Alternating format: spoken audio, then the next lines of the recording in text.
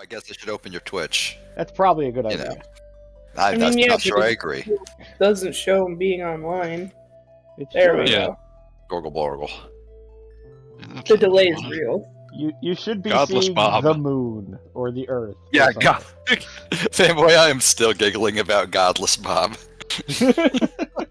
Wow. I tried to put in Goggles Robert into the Discord as a goof, and somehow it auto-corrected Goggles to Godless. Godless Bob. Robert. Godless Robert. Oh hey, we can actually tell what they're saying because this version finally added goddamn subtitles. Isn't it that's nice? nice. Yay! Fighting evil, risking death, protecting the Yeah, I'm goddess actually, Athena. since I've got the headphones on for all of you, I'm only hearing, Exciting. you know, One day, I wanna have that adventures input like audio. that. I'm not quite hearing the new voice actor, which, Exciting whatever. back It's perfectly fine. It's pretty I'm decent. unmuting just to hear a new voice actor. He sounds exactly like you think he sounds. Okay then. Yep. Like an anime protagonist. Like an anime protagonist. That's what he was built to be. Yep, it's him In- living his truth. I will bring up, since I have been doing important research into the Sega CD version, Alex basically doesn't talk in that version. It's not that he never talks, but he almost never talks. He doesn't have much And he interiority. certainly isn't talking during this opening.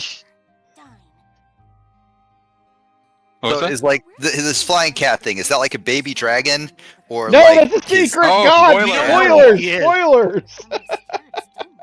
Is that No, seriously it's not a like spoiler? anybody. I can't imagine anybody who played this didn't figure that out like right the fuck away. Well, Alex did It it. took me like until I at least had seen the actual dragons. As But yeah. soon as he got to be all like, I'm not a cat, it's okay, he's a dragon. Like part of the joke with Lunar 1 is Null does not know what he is, and like finds out by endgame that he's a dragon.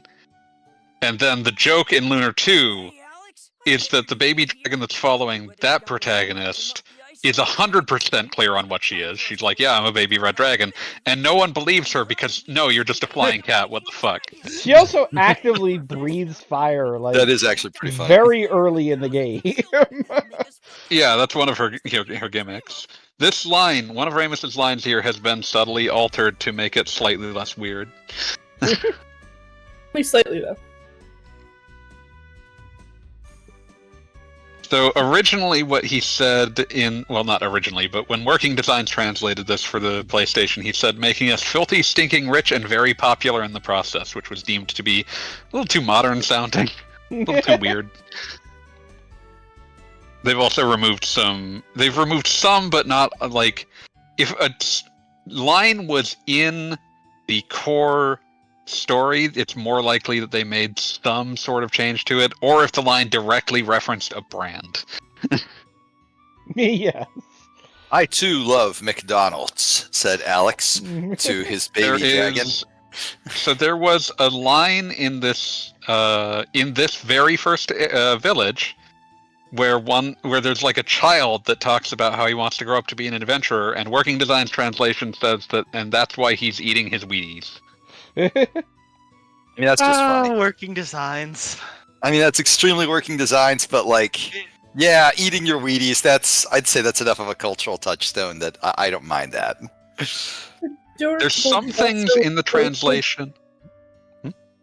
No, I was saying that sounds adorable, but also will future generations understand what that means? I'm not convinced current generations understand what that means. I don't even know if Where's like Chrome? Wheaties I can't exist ask. anymore. Okay, so They still exist. I saw them the other day at the grocery store. Yeah, they Fair definitely enough. still exist. Old-timey we already have a like it does a body good joke. So there's that. Yeah, which is, I think, something that they like that barely would have registered for me as a child.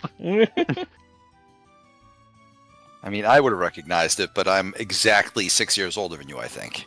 So, makes sense. Something like that. It's 91, I think you're 85. Yep, exactly 6 years. But yeah. And this is why it's valuable to have Chromes around, because we can run all this by him. That's what I was just Chromes, you thinking. know what milk is. No, That's not Chrome, that's Trident. That's just Trident. Who cares? What's milk? What am milk? Milk is a very important juice that comes from a cow. Juice? I see. Would you call it juice, though? Yes. No. Yeah, what's juice? No. That's why I put the cows in the cow squeezers to extract their precious juice. Mm-hmm. My mom used to like to call milk cow juice. See? I definitely heard moo juice a number of times. Yeah, Same. exactly. And That before doesn't mean bonus that I song. associated it with actual juice, but Just so long as you don't call coffee bean juice. why That's not? what it is, though. That's all it is. It's bean. It's a bean extraction. It's heated Well, bean.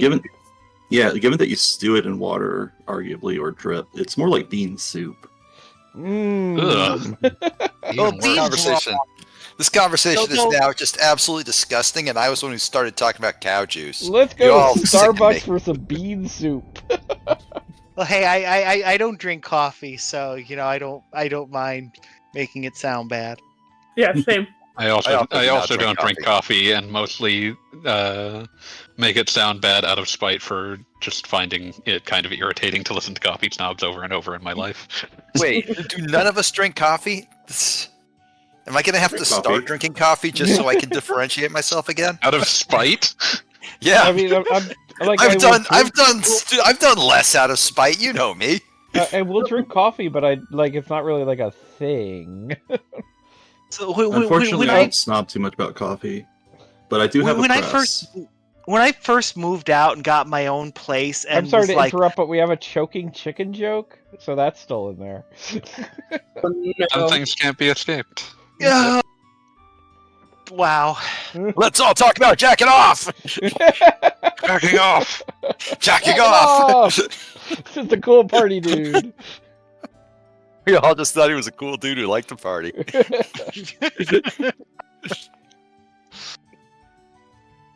You started something and then got distracted.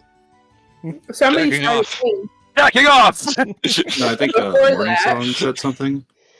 yeah. Oh yeah, I was saying when I first moved out and it was like setting up, my home, I kept having the impulse, Erica, you should get a French press because that's part of That's the what adults kitchen, have. and it's like I don't drink coffee.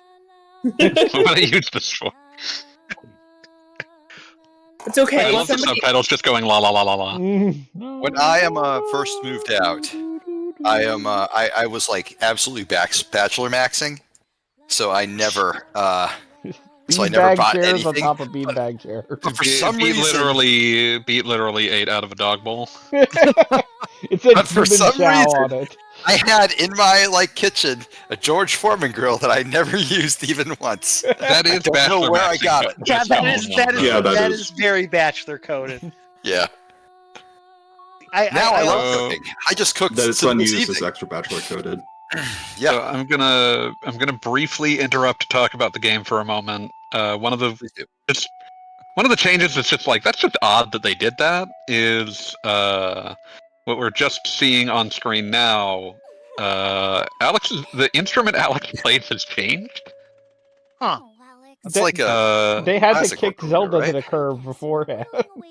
Yeah, so this in this version he's playing an ocarina. In the original version he's playing a harp. And it's just odd that they chose to change it. There's no particular there's like It might one be easier to animate the ocarina. It's possible. possibly, I'll- but this is I'll the also- only instance where it shows up. I will also Huh. state Like- that there is the bit about the idea that it's taking up inventory space for the entire game. So Ocarina does kind of make more sense that you've been keeping it in your pocket all game as opposed to an entire goddamn harp. So I should point out that this version, and you've probably already activated this, allows you to change the inventory system. Yes. And I am on remake inventory for this. Yeah, that makes the game significantly easier and less inventory juggling, which is good for the stream. Inventory juggling is everyone's favorite RPG mechanic. Everyone loves inventory juggling. Inventory management can die in a fire. But yeah, I should also point out we found the what's non-inventory juggling? What's the word for that? I don't actually know. 99 potions. We found the 99 potion cell. But what I will point out is the ocarina being stuck in your pocket was purely a working designs invention, and it was to solve a problem they had created. Oh no. And actually, a problem that it doesn't fully solve if you were particularly unlucky. The working designs version made it so that in order to see the ending, you have to solve a weird lateral thinking puzzle and choose to play the ocarina after fighting the final boss. Yeah. And if you don't, you just get killed instantly. It makes sense in context, I will say that. Like I said, it's a lateral thinking puzzle. As I understand working design's whole like raison d'etre in the past was that they wanted to make it so you couldn't beat their games on one rental. And so, they did lots of like they made the Sega CD Popful Mail like ridiculously difficult. They fucked I mean, they did that to they did that to a lot of games. This isn't why they did that. They were doing that because they thought that they were making the game more thematically appropriate.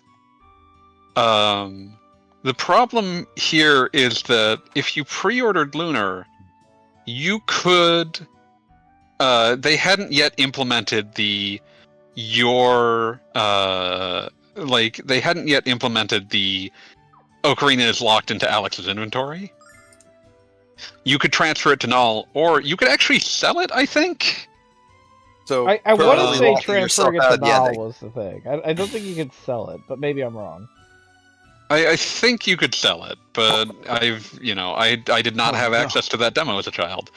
But put simply, you could get it out of your inventory, and if you get to the end game after you've killed the boss, you can't access Null's inventory.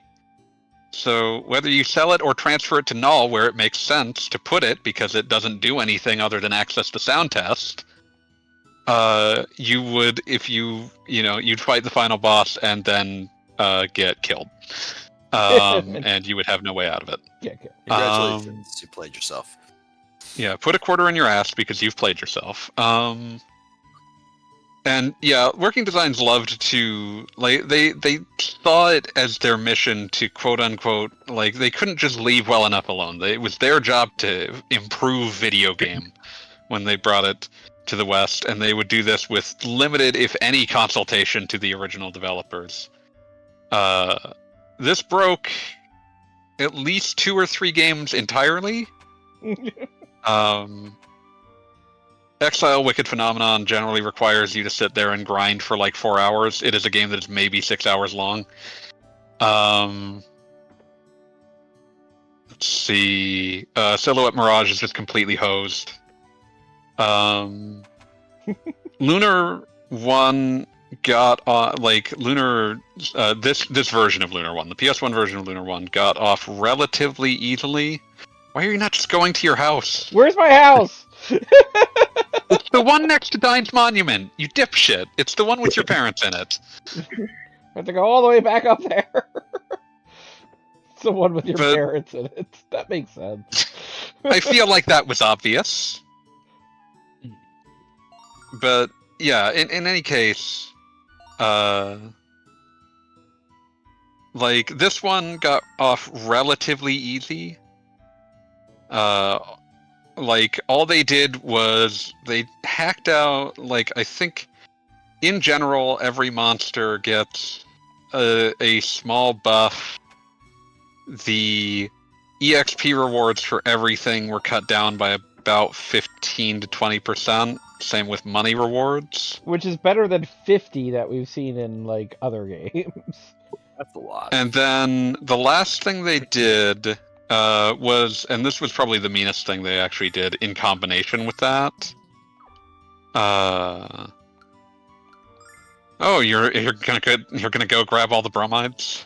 Well, I'm looking around. Yeah. They actually moved those around a bunch as well because if you were horny for anime, that was a cherished resource.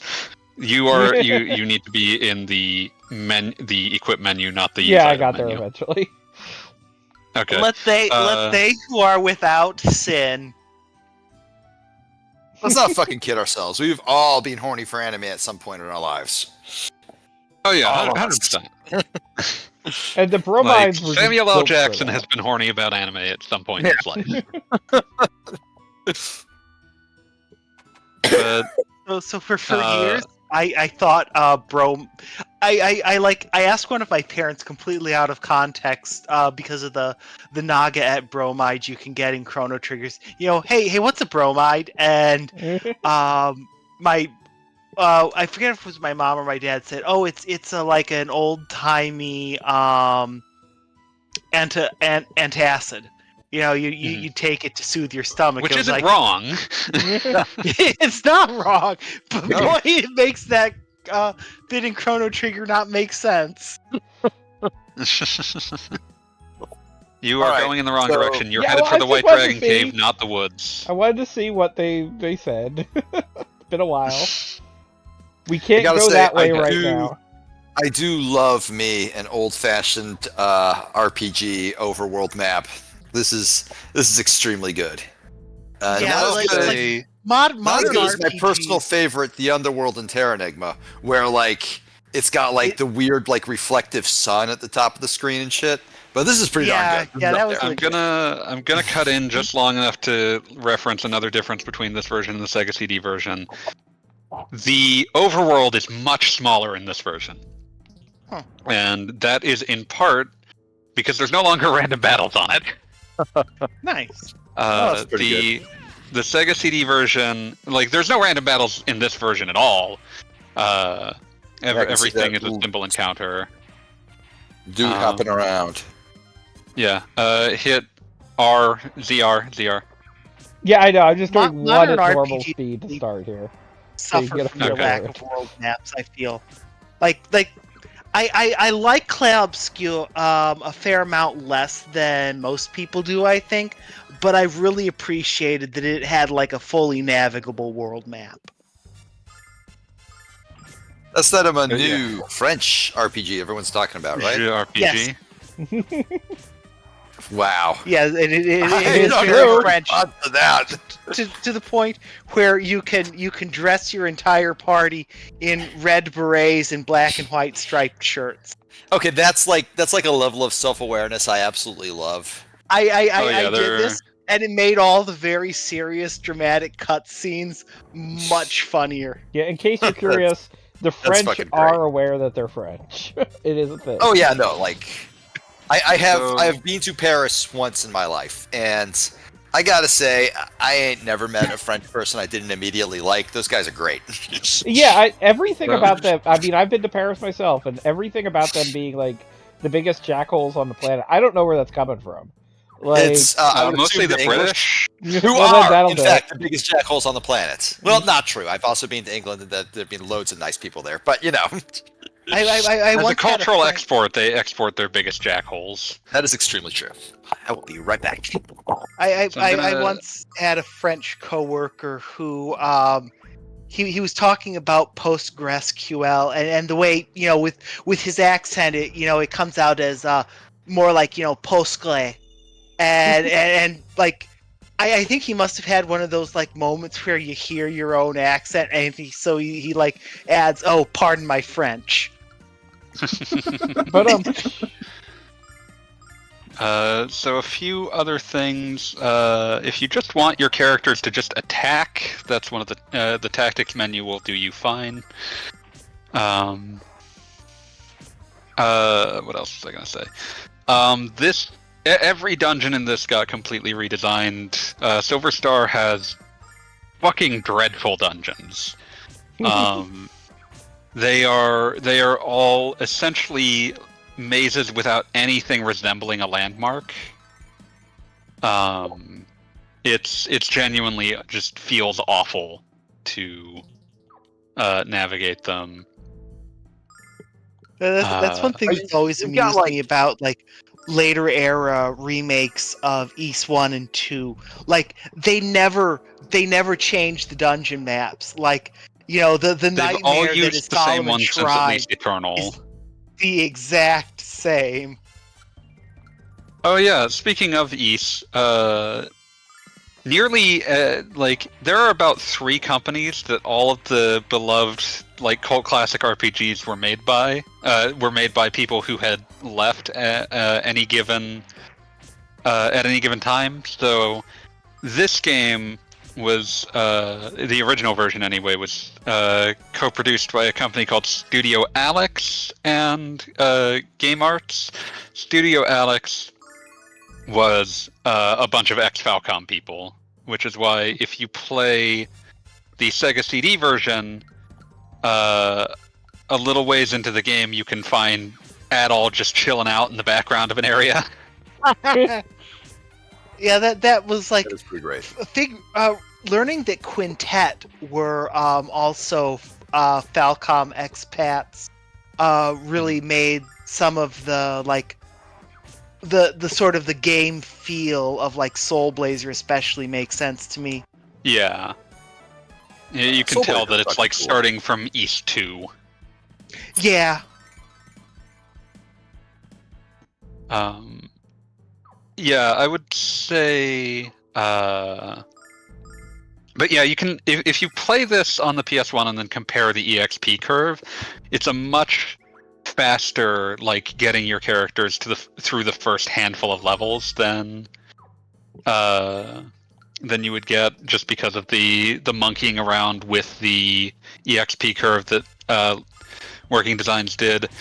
It's also worth noting that in addition to nerfing the EXP curve, one of the choices that Working Designs made was that this game has level scaling for bosses. Every boss has a certain set of levels they can scale up or down to, and essentially what Working Designs did was they moved all of those, the floor and ceiling for level scaling, up by about 5 levels. Which means that in combination with what they'd done to the EXP curve, almost every boss is like way harder in the English version, just because it's you probably haven't even reached the level that the floor that they scale to is. Yeah. Well, the only response I think that you can really have to that is check this out. We will. Yeah, you will hear a lot of Nash saying, check this out. One of the other things that's been changed since the Sega CD version that's probably worthy of note is everyone has way, way, way fewer spells. If I were to just hazard a guess, the Sega CD version, Alex, has about 2 to 3 dozen spells. And it's infuriating to try to actually use them. Are because they like none of them have spells? descriptions. Of course. Not only do none of them have descriptions, there isn't actually a set order that they appear in the menu in. The game tries to be helpful by moving whatever one you used most recently to the top of the menu. Oh no! Oh no! So none of them have beautiful. descriptions, and they're constantly moving. Do they have like awesome. wizardry type I names? love it. I They love have- it. They have Mabufu. some of them have reasonable names, and some of them don't. Good lord. In some ways, that sounds even worse. The interface on the Sega CD version is kind of miserable to deal with because it's also of the era where you buy something from a shop and you have no idea what its stats are or even how they affect yours, because to figure out what a weapon did to your stats, you have to actually go into the status menu to see what your stats are and then check them again after changing equipment. Genie chimes in with the line Sega CD spells have names like Bye Bye Hair. What? Yeah, What could that some of them possibly are be? comprehensible, some of them are not. My personal favorite is actually in 2, which is much more comprehensible. I think, in general, when you look at changes to Lunar 1 in the remake, in general, the game was changed to make it play more like Lunar 2. All right, I have to comment on like what I'm actually seeing like on screen. It makes sense that like increasing the battle speed would like increase all of the animations, but like their idle animations just going absolutely fucking nuts. And, like, They're hard wiggling. the They're victory wiggling as hard as they animation can. makes it look like Lunar there is just like absolutely just absolutely raving, just waving back and forth. I love She's it. loving it. She's going Break- fucking nuts. Breaks out a glow stick. Yeah. So, to finish that thought, Lunar 2 has my personal favorite, what the fuck does this do, in terms of spell names that Working Designs decided to give something. Because it has a spell called Pressure Cooker. And I spent the entire game trying to work out what on earth that did. What does it do? It is a spell that decreases the enemy's level. It's actually a really potent debuff.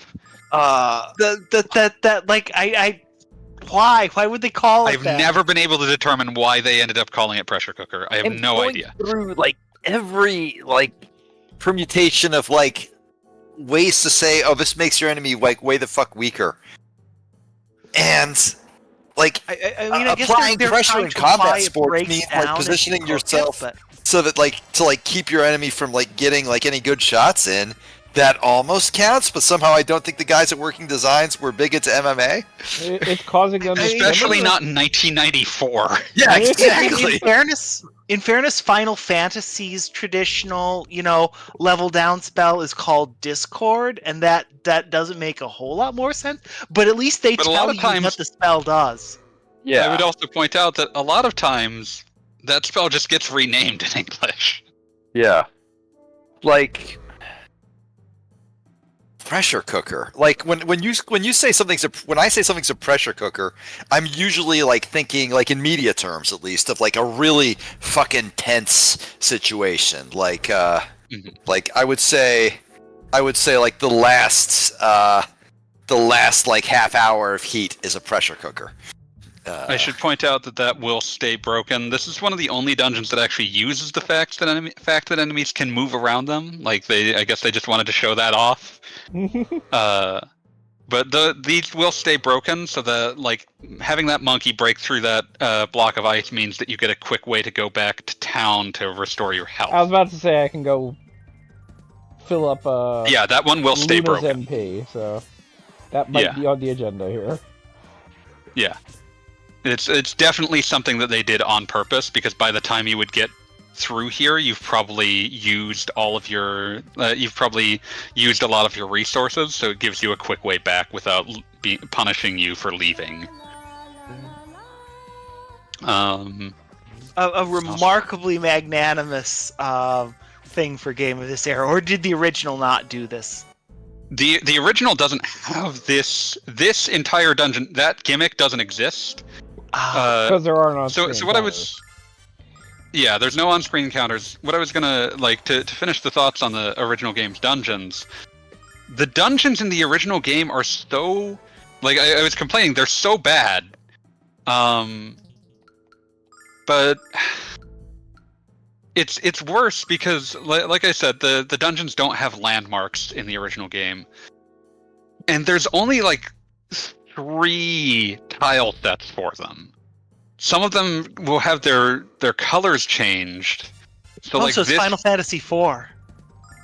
sort of, Kinda, yeah. but the dungeons are way more of a maze. Got it. So it's like they put Final Fantasy IV and Phantasy Star 2 in a blender. That's exactly the example I was about to cite. fucking Phantasy Star 2. I mean, Love the that. old I will say that standard- Phantasy Star 2's dungeons feel a lot more feel a lot more like they're that way because someone cared way too much about them. Yeah. Whereas the dungeons in the Sega CD version feel like they're that way because someone didn't care enough about them. Gotcha. Okay. Well, see, that's why they didn't put them in a blender. They put them in a pressure cooker. Fuck you. Oh, fuck you, Trident. I hate you now. And I'll also state, like, the old standard for RPGs, like, I saw this discussion recently, where it was, like, the ever-popular, people always said that status effects never worked in the old games, and that was, like, a waste. Like, status effects worked in the old games, but the thing was is that every dungeon was a maze, and it was a race to see if you could survive and still have your MP intact, which meant that if you were using like spells to reduce a monster's defense when they'd be gone in 2 turns anyway, it was like you may as well just shoot yourself in the foot. Like, Yeah, go ahead and look at Nash's spell list. Yeah, I was about to say, like, it is something that we'll run into. But he has 8 general, spells, 3 of which have any actual use. Like, conserving MP used to be a giant thing before they decided that, like, first you would get save points and tents, and then they advocated for, save point just restores all your everything. Don't worry about it. And then I'm going to quibble Sorry. a little bit here with the used to be a thing, because have you ever seen the Pro ZD video? I only have 85 of them. Genie says also the SCD overworld that has all healing circles. I'm not sure what Yes, that means. it does. Basically, there are places that you can go to where you like touch an object and it restores all of your health, but notably not your MP. To get an MP restore, you always had to go to a goddess statue. I will be like making sure to point out as many of the many differences that the Sega CD version has as I can, because like by endgame the game is just completely unrecognizable. Well, I mean, complete with the Like- fact that it's like a completely different final dungeon. The final dungeon is entirely different, and a lot of the lead up to it is very, very different. Do dragons get killed or just released? Whatever. Yeah, how much do we care about this grindery? We're going. What are we doing in this tower? Grindery. Doing whatever we want, whenever we want it. But yeah, it's really interesting because it shows that when they looked at Lunar 1, they were really interrogating, well, how can we improve this, and not just like, what people nowadays like call quality of life or like anything else, but like, what do we want to do with it thematically? Right. That's kind of neat. Yeah, that is Yeah. kind of neat. I think it is a very good remake. Unfortunately, every subsequent remake after it is just sort of tacking on more features that the game is really not designed for. Let's add limit this, breaks. Oh god, the limit breaks. it was interesting for me first playing this game, as a young adult, because very briefly when I was in high school, online I used the screen name Ryukuso. Oh no. For those who do not speak enough Japanese to determine that means dragon shit. Thank you. That's awesome. This is relevant to what's about to happen.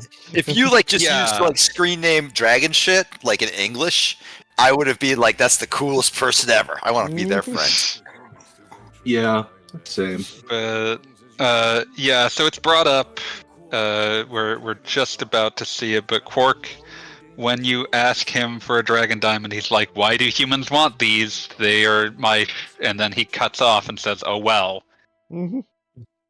For the longest time, I assumed that was something Working Designs had added.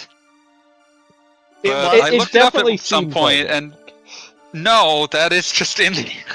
That's true in the original too. And I was going to say, That's just the way he is. this was the kind of thing that started 4 Wars back in the day, because I will say there was a time when I was Working Design's greatest knight or whatever, and I would point out It's strongest soldier. its strongest Working soldier. Design's Yes. strongest defender has just logged And- on. My thing that I always pointed out, which is part of the translation notes that were provided by Working Designs, was that yes, they made these jokes stupid and silly, but they were trying to translate something in Japanese that was clearly a joke, but had no sort of localization like parallel. So they Yeah. added a joke about Wheaties, so you understood a joke is happening. And one of the things that I always Unfortunately, pointed their out, idea of a joke was often deranged. right, that's a separate issue entirely. But I often pointed out like that, yeah, dragon shit is not something they invented. That is something that happens here, and it's like, yeah, that was a joke. They were from at the least beginning. partly, like, they were at least on a similar wavelength about what was supposed to be happening in terms of, like, the tone. And again, for a the lot other of this. thing, I mentioned this in the private chat before this, but the thing that I always point out, which we'll get to in many, many nights, but definitely not a translation thing, when a wizard boy in our team finally gets his own little mech, it is undoubtedly something that they're basically making fun of his existence. You cannot say that the original Japanese gave him a giant, let's face it, chicken costume and said, "Oh, this is supposed to be a serious moment." Like, it's serious in the sense that he betrayed you, but not serious in what he looks like. Yeah, he is wearing a chicken Yeah. costume, and It's that like, did not okay, just well, come you from the lost the translation. trust of all of your friends, but at least you look like a giant fucking idiot. That is very much what's happening, and that's actually another point where the game significantly changes in the remake, and we'll get to that. It did always amuse me to learn, like, for years and years people always thought in Castlevania 2 the townspeople were just like really badly translated, talking basically gibberish and saying things that were very much not true. But it turns out no, in the original Japanese they were just lying to you. Yeah. Yeah, it's just hard to make an NES game bring across the idea of the fact that everyone should be assumed to be saying idiot after after any hint. Yeah. Why don't Yeah, you hit go your head bang against the cliff to make a idiot? hole, idiot. Graveyard duck, idiot. Yeah, try getting a knife from the graveyard duck to live longer, idiot. I feel like English needs like a secondary, a way to put like the text underneath the text or above it, or just like off to the side. Where Hiragana? it's just like, yeah, sure. Where it's just like, get a load of this fucking idiot. That's why we invented I emojis. would appreciate a version of Castlevania 2 script that just leaves all of the lines as they were originally translated, but anytime someone is telling you a lie, it just puts idiot afterwards. Well, it's not so much that they're lying, it's that they're giving you the worst way to present that information. Some of them are lying. Some of them are absolutely lying. A flame flickers in the ring of fire, idiot. I mean, I assume that was a indicator that you can get that fire ability from a Whoever random said that, wall. like, went home to their partner and just said, "Hey, you'll never believe what I told the fucking hero of legend today." And their partner was like, "Oh man, I hope you got his fucking ass." Damn right I did. I told the hero of legend using a whip against vampires is a good idea. He bought into it. It's all they have for sale. I at all mean, those stores. canonically, it is a fake. good idea.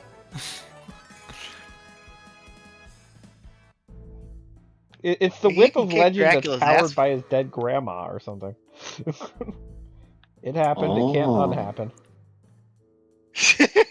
That's it's actually very false. Things unhappen all the time. I gonna make feel me like unhappen. the you'd idea like of that, a wouldn't you? coherent Castlevania timeline is only slightly less chaotic than the idea of a coherent Zelda timeline. The I mean, difference is that someone Castlevania- involved at Konami actually wanted there to be one. And also, Castlevania does distinctly have like time periods. Like at least there isn't like an overlap type of thing. Although that just makes it worse for a lot of the games. Oh yeah, of course. My It favorite- does, but there have also been like 12 first Belmonts at this point, so. My personal favorite element of the oh god, you're going to be stuck here for a while. My personal favorite element of the whole Castlevania timeline affair is just the insistence that the book Dracula counts. No, because we got a Morris running that around. actually rules. Like I have no That's pretty problems with good. that at all.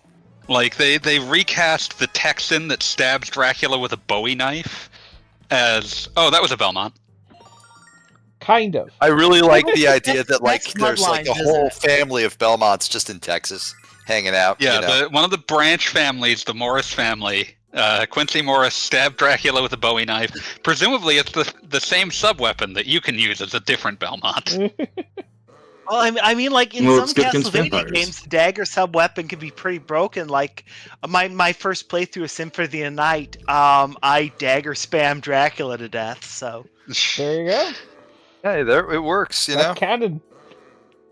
But yeah, genuinely beautiful. Like Quincy Morris, beloved Belmont. Quincy Morris is easily my favorite like character in the book Dracula. Seems like the only guy who's got like his shit figured out. He brought a knife to a Dracula hunt, and he knows what he's doing. It worked. And it worked. Yeah. Everyone else should have Get the too. fuck out of that Dracula. So What is I've it? Mel always Brooks tried- Dead Loving It, where it's just like a blood fountain. Yeah, that's Yeah. Dracula Dead and Loving It. question about this is Bram Stoker's Dracula, right? Like Yeah. Bram Um, Stoker's Dracula. that one was written all in like a framework narrative, right? With like letters and like It's it was all like epistolary, lettered. yeah. Epistolary, yeah. Okay. So it's not a game then, because it's all told in a backstory. Uh, I mean, I would argue it's the reason every once in a while a Castlevania game is just like, there's a boat now. It's not a real novel because it's not told in like a direct narrative. Clearly, sorry, I just had a conversation recently about that with some games, and it's just The original just book kind of was actually a skate. roguelike, just in case you're curious. oh, okay. Yeah, run it's based. different every time you read it. Yeah. It's really more of a Metroidvania. You can skip around. There's a few big sequence breaks. Yeah, that's how they I'm inspired the speed whole running genre. books by just reading the last page. You kid, but like back in the used day to do before we that all when I was, wised like, up, 6. that was how I read like the back end of Harry Potter. Like it was so That's probably the best way exciting to to read like it. open. Yeah, the book it wasn't and worth my fucking Ooh. attention. The last chapter is on page 120. I can just turn to that and read the last chapter. That's all that matters. I finished the book already. Can I get Yeah. the one? Well done. Hey, that's how I read The Hobbit when I was 7. And then, to check if I had actually read it, my dad asked me, how did Smaug die? And I had just happened to read that bit, so I was able to answer, and I got the reward for having read it. And I hadn't yeah. actually read it. I got You the learned one. terrible lessons that day. I did. My favorite thing was I had about some experience, except I read through all of Lord of the Rings, but I was too young to remember half of it. So like, I reread it one time later. It's like, oh wow, I remember none of this. I might as well not have read it and just only read pieces. Like I was like, oh wow, the ending when he says, "Well, I'm back." I forgot that was like after. I thought that like Frodo was back too, and it's just like, no, Nope. that is entirely not the point. But, so in other words, don't read books. Is the moral of the story. Books are Never pretty cool. learned anything. Never learn anything. You'll just forget it all. You missed the I mean, entire so- scene where Gandalf sings the entirety of "I Will Survive." So Oh no, some, I skimmed through that part. It was pretty good. some books are genuinely better in adaptation. Like, I will go to bat for The Expanse TV show being way better than the books. More Yeah, like how The else? Expense. I want to read The Princess Bride just to see if the book is actually like I know it's wildly different, but I want to see if the movie can act like if the book is actually like anywhere near as good as the movie. And like the I mean, the movie is like You an gotta read all-time, the- like, classic. Like You got to it's read the hard to beat teaser for Buttercup's Baby. that. Is that like Hmm. I Rosemary's feel Baby? sad that it never got made into anything. You know, if everyone says Rosemary's Baby is like about the horror of secret Satanism, I think it's actually a movie about the horror of being an introvert when you have extrovert neighbors who don't respect that. Thought it was about secret I've never actually Santaism. watched it. It's alright. A little too into the Satanism part, but yeah. The best part of the movie was when you didn't realize what was going on, frankly. Yeah, that's fair. That's the best part of a lot of movies. Yeah. So we officially got some dragon shit, just in case anyone's curious. But high value dragon shit. My- Not many my- people my- get that dragon Diamond shit. Dust. My high school, self would be very happy. And I will state that apparently the Grand White Dragon believes in eugenics or something, because it's like, oh yeah, you got green eyes, you're gonna be a dragon now. Oh yeah, the green eyes I- thing is something entirely invented by working designs. I have no idea what they thought they were getting at because it's brought up in like 3 conversations early on and then never again. I'm gonna just say this: Grand White Dragon sounds like a Ku Klux Klan ranking. Yeah, I was It gonna is. say that's. So Also, like, thankfully, it's not a phrase the game ever uses because there's only Well, one thank white God. dragon normally. thank God. We've got the pissy little white dragon on our team, but not very grand.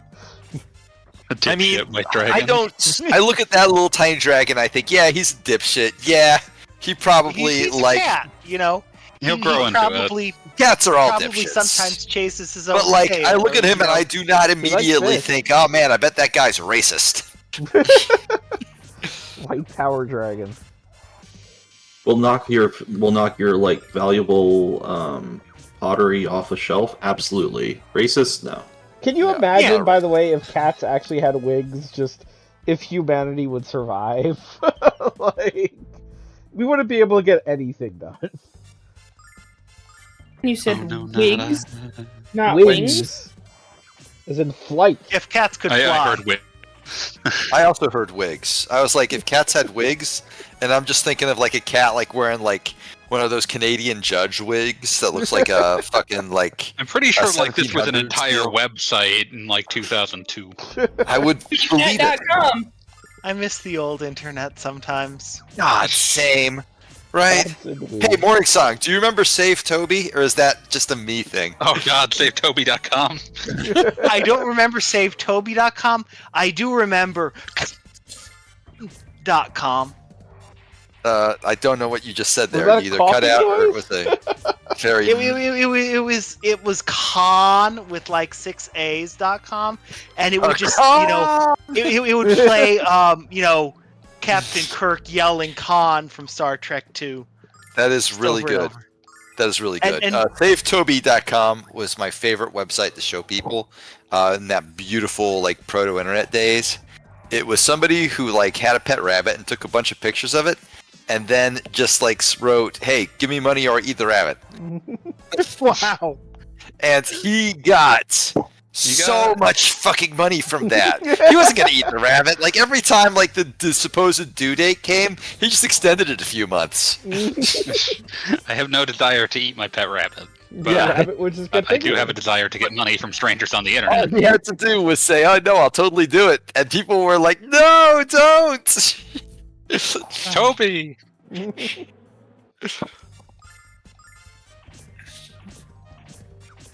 It was such a perfect con. The second I saw it, I was like, I cannot not respect this hustle. This Yeah, is the Sigma, that is a hustle that you can't not respect. this is the true Sigma grind set. They say we have a scam-based economy now, but they never knew about Toby. Yeah, hope we, they we let live me in like a with my own bare scam-based hands. economy now. That's absolutely true. But like, none of the scams I see today are come close to Save Toby. just, just a perfect like, yeah, I'm weaponizing your Love of bunnies. enjoyment of small cute animals.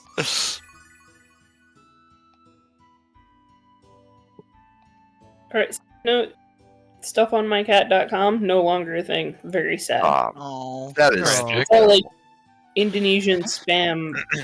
Wonder if website. side talking is still around. I doubt it, or but I cats really in hope. sinks. Side talking is still around. Oh my god, I'm going there right now. Sidetalking.com. I miss when, like, for a while, command.com was owned by somebody who put just a GIF of a DOS prompt on it. But now it's the website for 3M command strips. Holy shit. The final side talking update has a dude like on one of those like in one of those like professional like sound engineer boards, just like putting his head down by the side. We got a dude side talking on a Donkey Konga. I am looking at a man side talking on what appears to be an Atari 5200 or perhaps 7800. There's a dude side talking on a PS2 with the like a CD tray extended, and he's got his like fucking like Nokia flip phone on that CD tray. It's so good. It's so good. So somebody side talking with a Power Mac G5. Side talking, for those unaware, was Nokia's way of describing what it meant when you tried to use the Nokia Engage as a phone. Oh, jeez. Because the speaker and the microphone were on the top edge. It's a beautiful thing. It was like they had done a great deal of very like ill thought out engineering to try to get everything into that phone that they wanted, and it produced something that was not actually very good at being a phone at all. I'm dumping this in the Discord. This is extremely important. This man is side talking on a CRT TV. I'm a big fan of this child with just a foot next to it. I figure it's gotta be his sibling, or he's extremely flexible. Gotta be, but it's just very funny. Like, side talking's like raison d'etre was to just pick. It was to just put anything next to your. Anything could be a phone if you tried. That is an Atari like XEGS. What the fuck? Also, can I just say that about the game at the moment, I love the idea that you get a diamond, literally nobody can afford it. I love that. They don't have the money to buy it off you. And then the party's like, well, that failed, let's go to dinner. I mean, what else are you gonna do with it? I have to share this one just for this man's incredible Salvador Dali mustache. Wow, that is a heck of a mustache. It's like, seriously, right? The most impressive use for that Game Boy Flip. Oh fuck, this guy's got 2 Atari Lynxes. Holy shit. I didn't even know What two do of you them do for the existed. man with 2 Lynxes? Oh, I missed the timeline where it turned out that the Atari Lynx was a Commodore handheld. Oh shit, this lady, there's a lady here who I believe is at least like 6 months pregnant, holding a Game Boy Advance up to her belly. So I'm gonna. So That's beautiful. One thing I will say is, like, you're thinking of like the Commodore handheld universe. Commodore, given its spectacularly bad like marketing choices at that point, did they just leave it as called in the sex 2 Handy? screenshots because it's she is not wearing it. She is topless, but like I would say it's tasteful nudity. Would you call it? If you want to feel real old, the pregnant lady with the side talking Game Boy, that kid is at least a teenager now. That's Yeah, fine. gotta be. I'm at peace with my Probably mortality. mid-20s. I've been at peace with my mortality for years. But what I was gonna say was like, I think Commodore would have. If you want to get one of the bromides, you have to go talk to someone specifically while Ramus is in your party right now. And who is somebody? I will see if I can find it. Don't leave the fucking village. I left the village, but I can come back. Go back to the village, Okay. Goggle Bob. Okay, let me see if I God, can the find where hoops we exactly jumped this through for you. person is. If you're trying to get the bromides, there are 2 bromides you can only get at the end of the game if you pay a 30 silver debt that he has. Okay. Okay. Okay. Visit the weapon shop in Berg and speak to the man on the 2nd floor while Ramus is still in the party. There we go. Excuse me.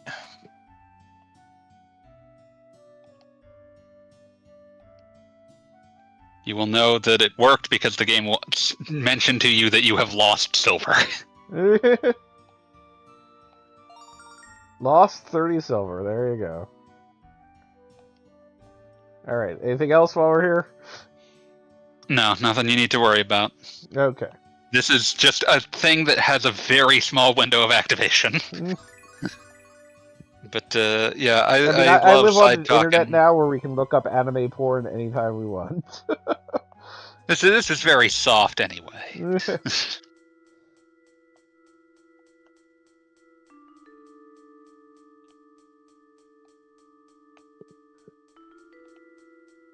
But yeah, just I love side talking. I'm obsessed with the many different attempts to make a Game Boy killer from that era.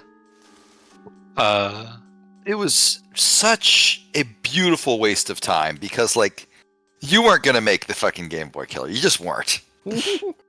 It turns out that Tapwave, with all of its attempts to make a PDA handheld, the Zodiac was not able to destroy the Game Boy with its library of animated dudes. I'm glad to hear that the Zodiac did not become dominant, because then we would be talking about the next console that had to be the Zodiac Killer, and that would end poorly. I mean, that would have been a That would be beautiful thing. hilarious. The I can't even be list mad of- about that. The list of Zodiac titles is incredible.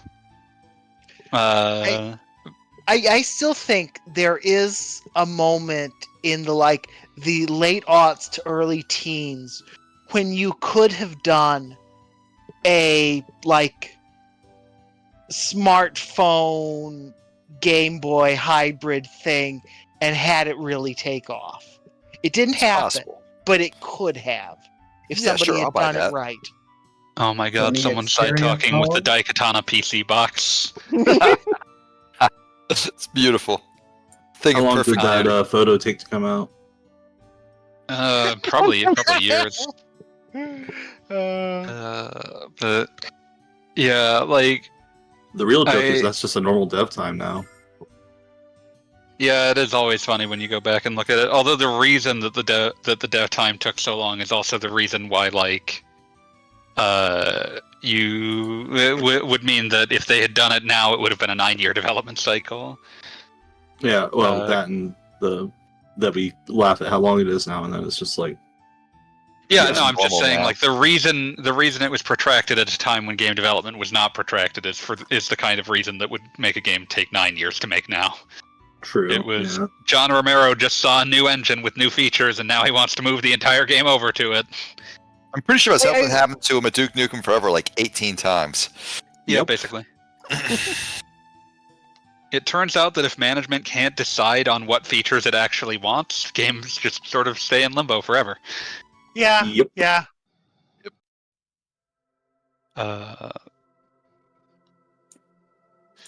Oh yeah, that's always been kind of a weird notion that finds its way into both the PS1 and Sega CD versions of this video game. It's more explicit in the Sega CD version that Alex's dad just sort of hung out with Dine before he was a hero, and then it was just like, yep, I don't want to go I don't want to go explore the world all the time. I just want to. I'm done. And so your dad just sort of knew Dine, and it's just like, yeah, it's Just a his pal of mine. boyfriend. He's a cool guy, you know. He's pretty awesome. I mean, I do feel like that's one of those things that it gets filled in a little bit here, like with that, and I think a lot of other RPGs of the time have a tendency to have the previous generation's legendary hero had no sort of life beyond being the legendary hero. So I appreciate that, like, he hung out with your dad. Like, that was the thing. Lunar one, not Lunar. Lunar's some of Lunar's development team would go on to make Grandia, and they kind of do something kind of fun that's a little similar.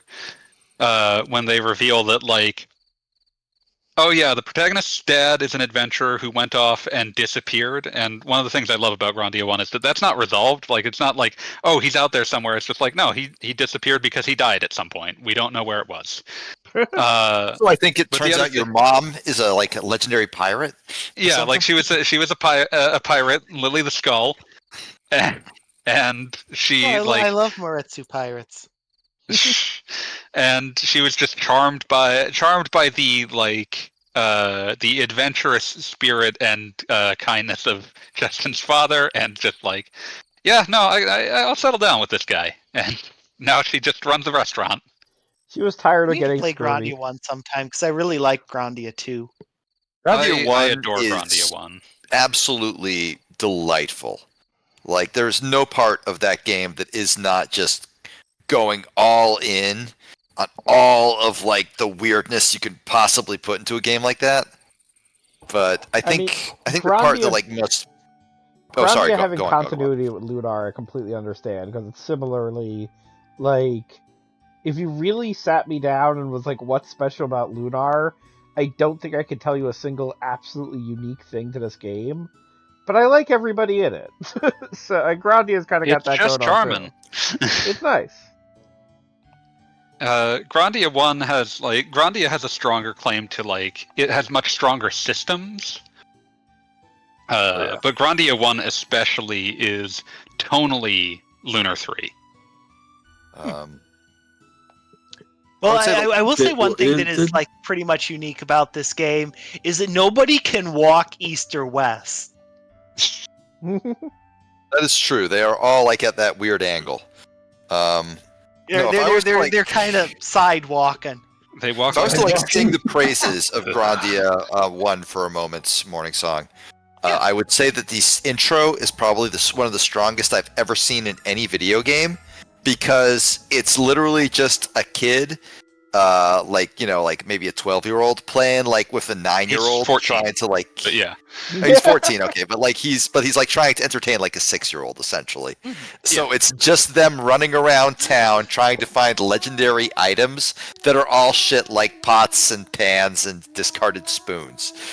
And it's so fucking good. It's just so great. It perfectly captures the, well, I gotta keep this 6-year-old entertained. I got just the thing. I think my favorite thing in Grandia is, like, every time that it has a bunch of unique sprites that are used only in very specific instances. My personal favorite is there's one where one thing that I love about Grandia as a whole. This is only tangentially related to the point I was going to get to, but one of the things I love about Grandia as a whole is whenever you reach a point where, like, you're at an inn, one of the options is to just stay at the inn. The other option is to have a meal and stay at the inn. And your characters will comment on what's happening in the story, what they think of the area they're in, what they think of the food they're currently eating. And it gives the game a lot of character that, like, oh yes, there are things in this world that are not the adventure that they care about.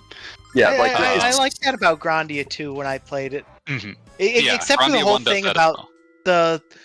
the at least with the English dub and translation, in text, Merrick talks practically Shakespearean, but then whenever he's voiced, he's like, "Me, Merrick, me, want food." It's very strange. I have no idea why that's they did really that. weird. But no, Grandia 1 has, like, just such a fucking great, like, grasp of all, like, the little tiny details that matter. And, like, I remember when playing it, like, going to, like, the inn and having, like, the meals was always just a delight, because it was just like your little party bullshitting around, and you got to feel like they were actual, like, people with opinions on shit. Yeah. It's a fun game. But the other thing I was going to say was, oh good. I'm working through a FF7R right now, but after that, I will maybe see about playing Grandia 1. But yeah, the Recommend. other there's like a bit where the characters get handed this like mysterious nut. They like it's clear that it's like got some sort of mystical property. They're like, well, none of us knows what this is. If it kills us, we're all eating it at once, so we'll at least all die together. They bite into it, and they all like are so mystified by how fucking bad it tastes that they just start like running around and like shouting in like disgust. And you see a bunch of sprites that are never used in any other context because it's just like, no, we need to express how disgusted they are at what just went in their mouths. And Grandia has a bunch of situations where it'll just make these really nice use of the art assets for just one-time things. My other favorite is there is a point where a couple of characters get catapulted, and we see them having like a fucking Looney Tunes conversation where in midair as they're being flung. And one of them is upside down for the entire conversation. And to drive home the joke, their character portrait is also upside down only for that conversation. God, it's so good. Excellent. Beautiful. Grandia 1 just it's like it gets it. It gets it in such perfect ways. But yeah, the combat / like systems designer for Lunar 2, and I'm not sure, possibly Lunar 1, they directed Grandia. And it's like my first impression when I like played Lunar was that, you know, hey, this battle system feels like an ancestor of Grandia 2's. Mm-hmm. Like with Grandia 2, they just like stumbled upon something that made it like much stronger by adding in like the concept of being able to manipulate the turn order. I've beaten both Grandia 1 and Grandia 2. I think that Grandia 2 is a very good game, but I would also say it's a game that like very much exists in the wake of Final Fantasy VII. Because it's a much more late 90s RPG. Yeah, like I would say FF7 was a tectonic shift in how RPGs like existed at that in the worlds essentially. Yeah, no and question there. in Grandia 2, Grandia 1 is just so completely free from that idea that like it just lets its like weird freak flag fly at all times, and I love it for that. Grandia 2 Grandia 2's first act is also eerily reminiscent of Final Fantasy X. There were a lot of games that had that first act for a while. It was weird. But yeah, like Grandia even down 1 to there being some like similarities between the characters. But yeah, Grandia 1, like I would describe it as like Grandia 2 is very much a late 90s, early 2000s RPG. I would describe Grandia 1 as being the last RPG from 1993. It's a good way to put it. Despite having come out in 1998. Truly excellent. Yeah, it is a game burdened with an embarrassment of charm.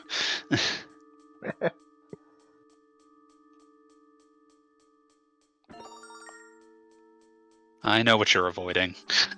I just wanted to get the treasure chest. I know. Ba, ba, ba, ba, ba, ba, ba, ba, ba, ba, ba. Yeah, I did my playthrough of this about a month ago, and I decided that I wanted to see what a level 99 party in Lunar looked like. And boy howdy, I found it. That's another thing I liked about Grandia 2. I managed to break its battle system over my knee. Oh yeah, Grandia 2 invites you to find ways to break it over your knee. Grandia 1 does as well, but it works very differently. Because Grandia 2, I could just like give Merrick a thing that would soak any attack under 200 HP and severely reduce any other damage, and then a thing that compels all of the enemies to attack him. Yeah, in Grandia 1, the way that it works is that mana eggs are not something you equip. They're like a currency that you trade for a different element of magic. Uh-huh. And each character gets a slightly different spell list based on that. But some of them also have special attacks that are based on their both on their weapon levels and their magic levels. It's a very different system. It's less freeform, but it's still very interesting, and I like it a lot. I do appreciate how we have Che Guevara in the party. I just love that he shows up. Oh, you just let him immediately help you this time, I guess. One of you have the option of saying no, we don't need your help, and it will let you fight this group of enemies up to 3 times. Is it possible to beat them without him? Yeah. Oh yeah, they're doable. Yeah, they're tough, but they're absolutely within the realm of possibility like if you've been fighting everything up to this point. It's basically double the size of a regular mob, but it's still just kind of a regular mob. Didn't you know that these were ridiculously dangerous for ordinary travelers? You have to like keep your poison cured like every 3 seconds. What? Yeah, so this section of the game is very, very different than it was in the Sega CD version. There's a broken bridge around this area in the Sega CD version that you have to like go and find the woodcutter's axe for, and that's where you run into Lake here. But he doesn't really rescue you from anything. He's just like, hey, I'm a guy who's here. For some reason, there is an entire cutscene for me. I wonder why I'm important. Because of his kicky beret. It is it's green in that version, though. Garbage. But I presume for palading limitations. Yeah, it's largely he like that section just exists essentially to show that he's around. But yeah, you head off and you get the axe, and then you give it to the bridge repairman. He fixes it while you go back to the back to your village temporarily.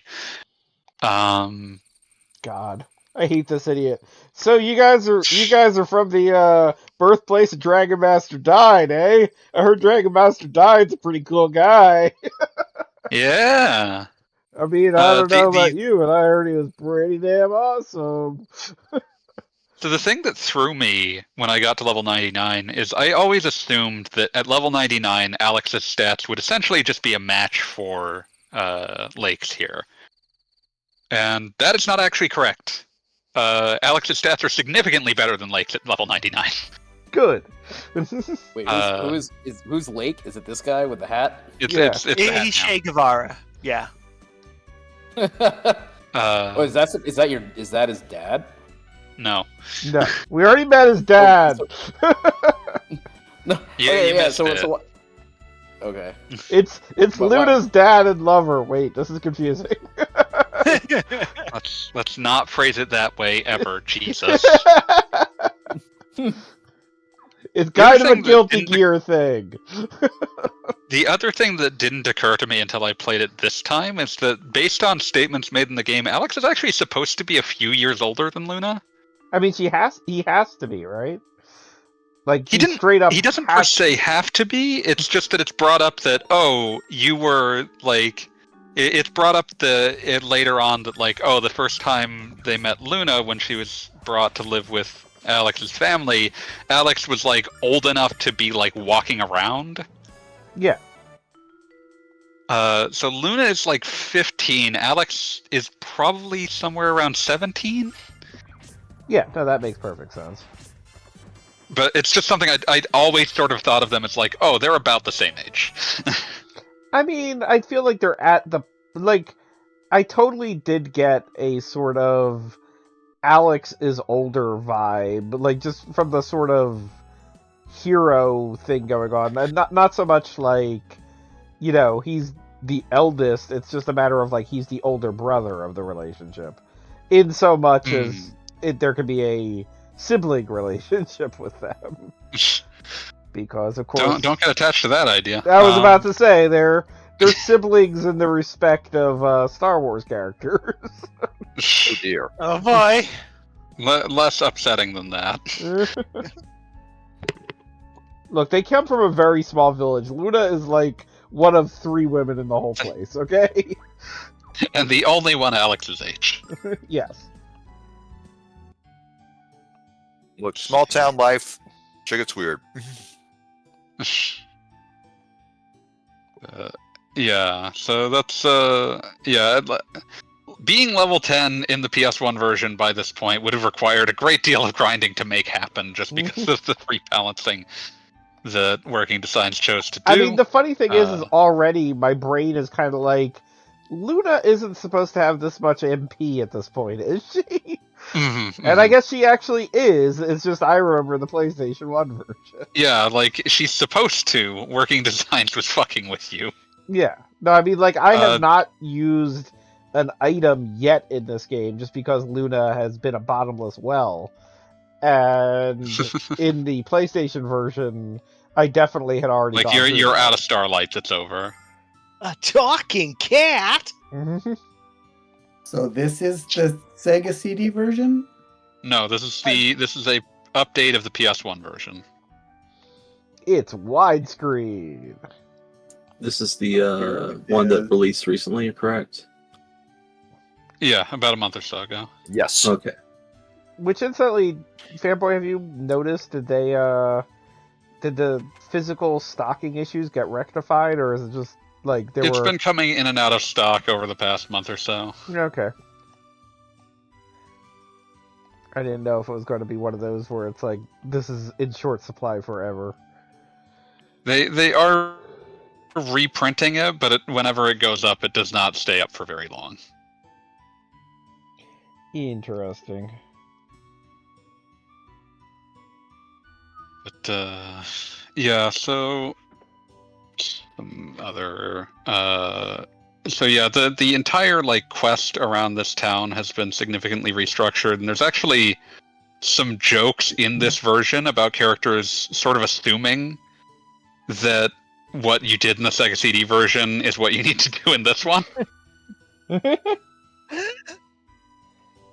What did you have to do in the Sega CD version?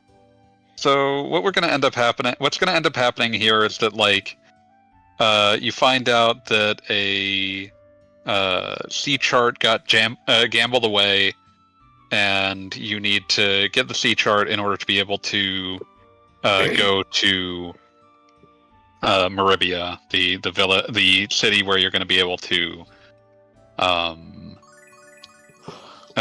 the Dragon Diamond.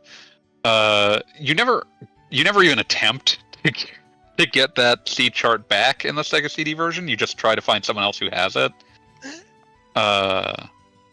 And you find the witch in the woods, who you'll meet later, who does, like, in this version, what's going to end up happening is you do the gambling thing, you beat the gambler, and then he's like, yeah, I already lost it. I lost it to the witch in the woods, so you have to go to the witch in the woods, and then you have to trade something for the C chart that she will accept. In this version, the person who owns that is very reluctant to trade it. But in the Sega CD version, he was like, "Yeah, I'm perfectly fine. I'm perfectly fine getting rid of this. Like, the whole point of having it, like, I believe he's the one that actually offers to trade it, which is a sign of differences in his characterization between versions. But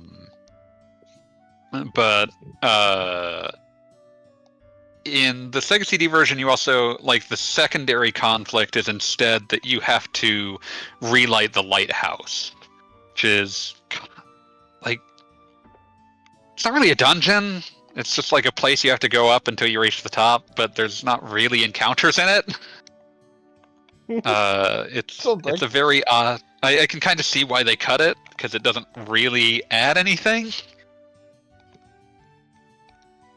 But yeah, that's they made some relatively significant changes to this area, but you know, nowhere near as significant as some of the ones they'll make later. But yeah, this gambler Brett here does not exist in the Sega CD version. We never actually meet the person who the original C chart was lost to.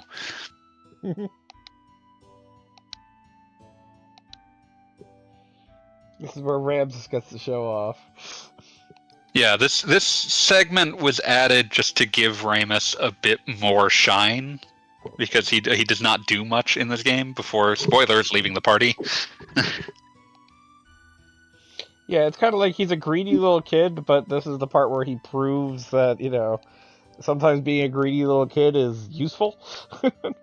The idea, I think, was mostly to show that he might be a greedy little kid, but he does have... he's not an idiot, and there is, reason to believe that he could succeed at the thing he chooses to do when he leaves the party.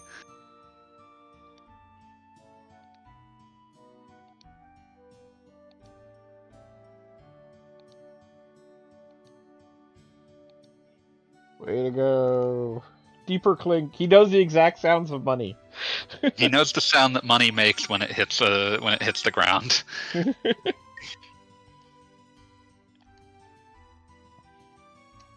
But yeah, it's it's an interesting. It was probably wise to get rid of the trek up the lighthouse. It doesn't really add anything.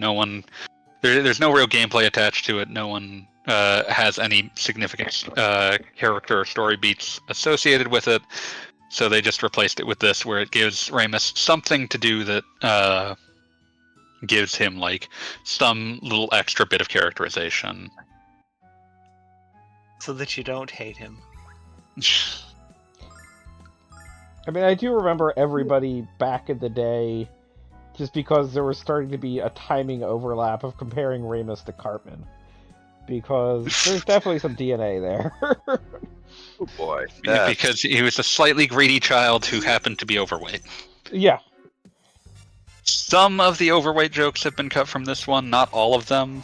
They were buried.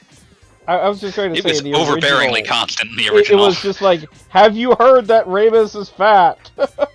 Yeah, thankfully, at least some of them have been cleaned out. And some of them in this one, whether it's a fat joke or just a general joke about him being useless, he was in the backpack going for snacks, in the working designs version, it was just this kid never stops eating.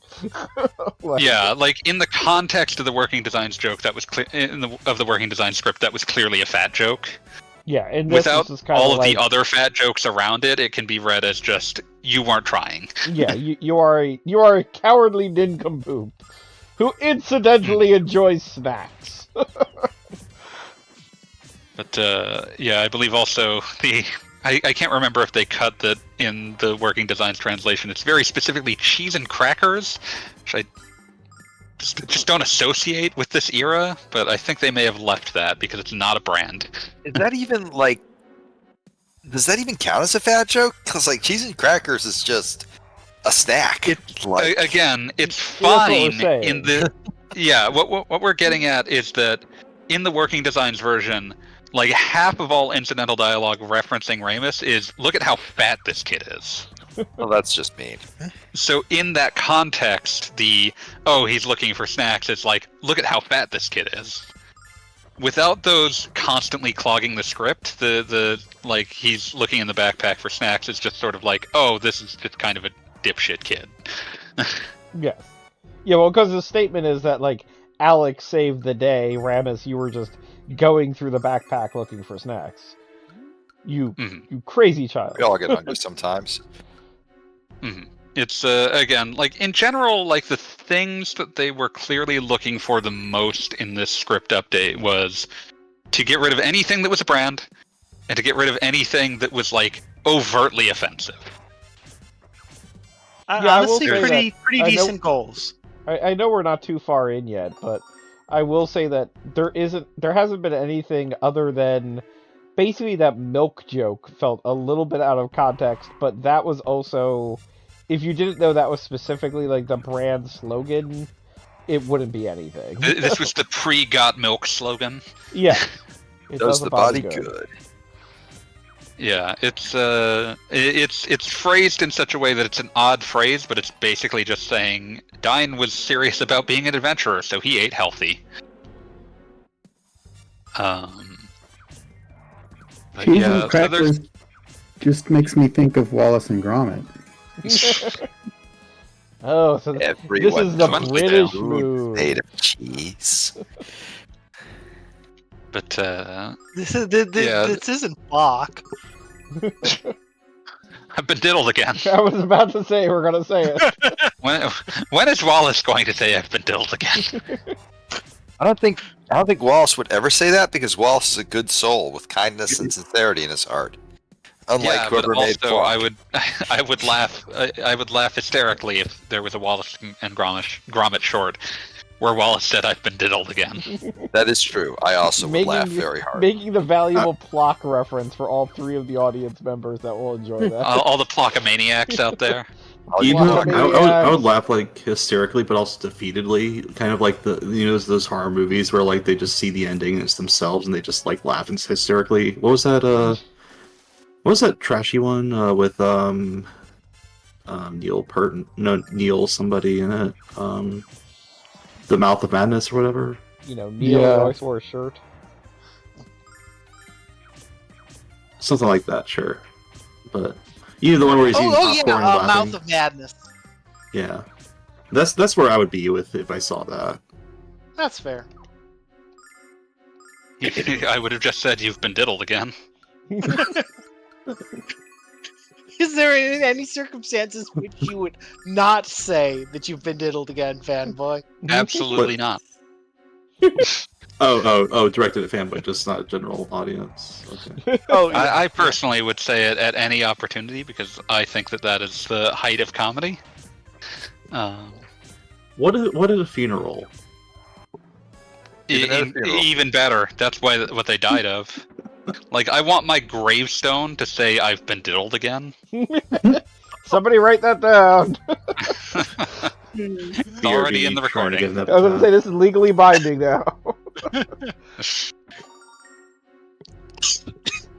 Let me get the documents. Also, I will point out, I mean, we're not going to play it for the stream, so I've been playing it also on this collection, Eternal Blue. I don't know if this is a result of the cylindrical nature of Silver Star technically coming after Eternal Blue, or after Blue, whatever the original subtitle. It was always Silver Star and Eternal Blue. Okay. But, so then it became Silver Star Story. Yeah. Okay. But anyway. Victor Ireland was like, what if we put complete at the end? It'll sell 1 billion more copies. Print it. I'll explain it later. But I will say that the beginning party here, I think works better than Eternal Blue. Where you're mostly just hero with an occasional, like, grandpa guest.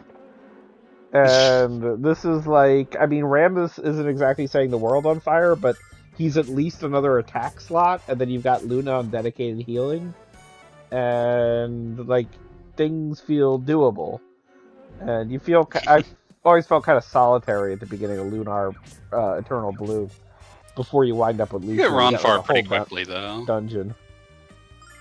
Yeah, then you get your priest and everything. I was always enamored of the fact that Lunar 2, when you die, if you game over, the game just says it's a dead man's party, which is an Oingo Boingo reference. But much more confusingly, it only says that on the PS1 version. Huh. At a point when that reference was extremely dated. Hey, Oingo Boingo is eternal. Let's face that. You were struck by lightning walking down the street. I do not know who Oingo Boingo is. Diddy dum diddy do. I mean, Dead Man's Party was a reference. Yeah. Dead Man's Party was a statement before Oingo Boingo, right? But it says it's a dead man's party. Like, that is just the line from the song. Fair enough. Yeah, so that song was from 1985, And it was still in heavy And that- rotation. and that remake came out in 2000.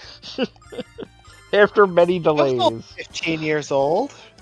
I mean, the PlayStation 2 and Wii are still pretty new, right? Yeah, I was not prepared. I was going over some stuff for the website, and I was not prepared for Batman Arkham Knight. The last. Yeah, that's 10. Yeah, that's 10 years. I wasn't prepared for that. I was prepared for that because that was like the exact epitaph of anyone giving a shit about the Batman Arkham game. Well, that's the thing, is that it completely killed the damn franchise. In 2000, radio stations still played hits from the 80s, 90s, and today. I've heard that phrase before. That has in not 2025, changed. yeah, that has not changed. Yeah. Yeah. That You've whole just added end My of Chemical history thing, Romance. it did kind of happen, just not the way Francis Fukuyama thought it did. It's a dead man's body. Who could ask for more? Like that is being the like slogan of the like mixed radio station near me for the past 20 years at least. That's never going away. 96.6. So they skipped the teens. Mix 105.9. They skipped the 2000s and the teens, huh? Today was the 2000s at the time, so they Today still was did the You said 2000s that, and the that's teens. still their catchphrase. They now Yeah, it's not going anywhere. It's not going anywhere. It's sticking around. They now play songs from the 80s, the 90s, and the 2020s, and they skipped the other 2 decades. No, those are in Why there. Oh, they are? They just don't advertise it. They just don't advertise it. Why bother? We all It's accept been today it. for 25 years. So here's Nash. Check this out. So he was made even more of a jackass in this version. He's always kind of an arrogant prick, but in the original version, he could get over himself long enough to like make sure that things got done. In this version, it's just like, oh yeah, you're just like, you being an asshole is your entire character, and like it is the thing you have to overcome at the end of the game so that you have a more complete arc. And Gotta also- love some good old Flanderization. I feel like that's bad.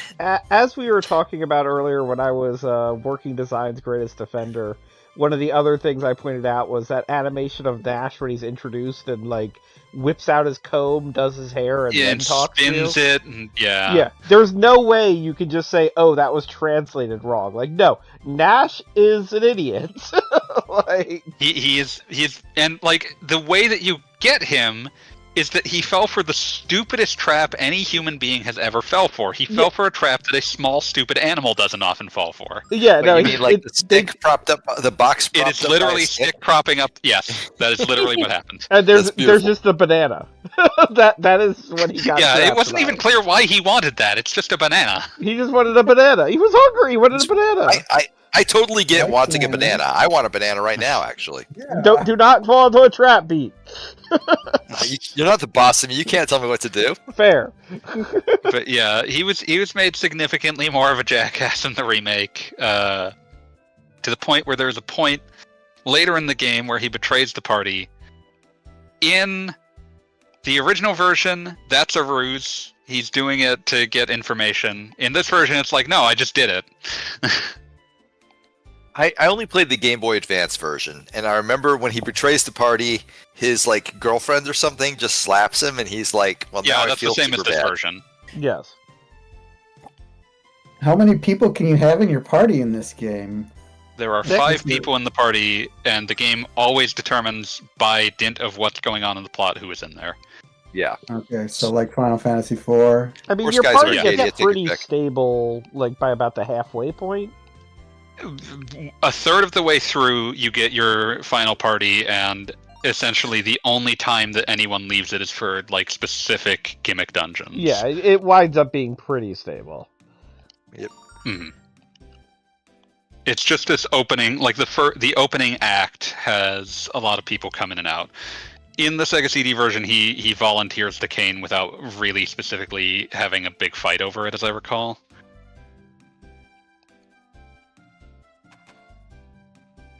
In this, he's just a dirtbag.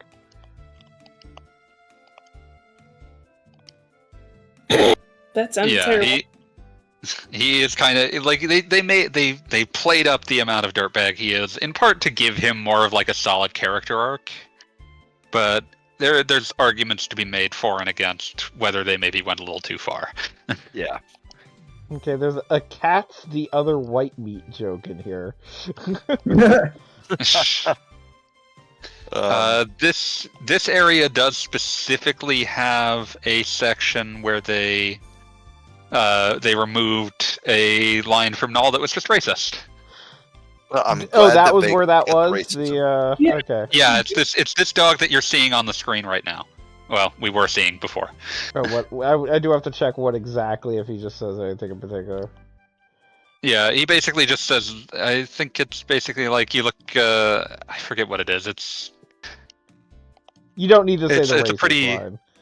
Yeah, the racist. Well, I know exactly what the racist line is. I'm not going to say it. Yeah, she just says that if she likes eating dog, then its days are numbered. But yeah, whereas in the original, like it was like those people from specific countries sure to eat dog meat, and it's just like that's weird. Weird and unpleasant. And weird also, and unpleasant, especially this game doesn't take place in a world where those countries exist. Yeah. That's always good. Oh wait, I didn't even notice. Is Dine Scottish again? It's around the world. Paying that much attention. I guess we don't wind up having a part since I killed everybody on the way in. Nash doesn't get to fight. Check this out. Nash doesn't deserve to fight. He doesn't. Nash doesn't deserve a lot. He does. I will say this. He does deserve to get stuck in a basket trap, though. One of my favorite things in any media is the character who's very obviously just the completely straightforward archetype, who turns out to be more than that, who has something going on under the hood. The most recent example that springs to my mind is Miss Marvel of all fucking things. There's this girl in it who's basically just the super hot girl that Miss Marvel's kind of jealous of, kind of doesn't like it or anything. And at the end, she just reveals, "Oh no, I knew you were the superhero all along. I didn't tell anybody because that seemed like a dick move. And yeah, I'm absolutely here to help you." And I was like, "That's really fucking cool. I like it when the character that looks like just an arch stereotype turns out to have something going on." Yeah, no, Nash has nothing going on. Yeah, I know. I mean, even I'm when saying you referred to what's the name, Mia, as his girlfriend, Yeah, Mia. I almost recoiled because obviously, he would fumble her in 5 seconds. But we meet their descendant in Lunar 2. Is it confirmed though?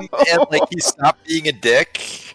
I think, like I said, I've played. He does stop being a dick at endgame. I played most of that game over the course of 2 8-hour flights, so those memories are faded. Learning to not be a dick is his final character development. And the descendant, that's definitely Mia's kid, but I don't know about Nash. I mean, some of her traits would make more sense with Nash.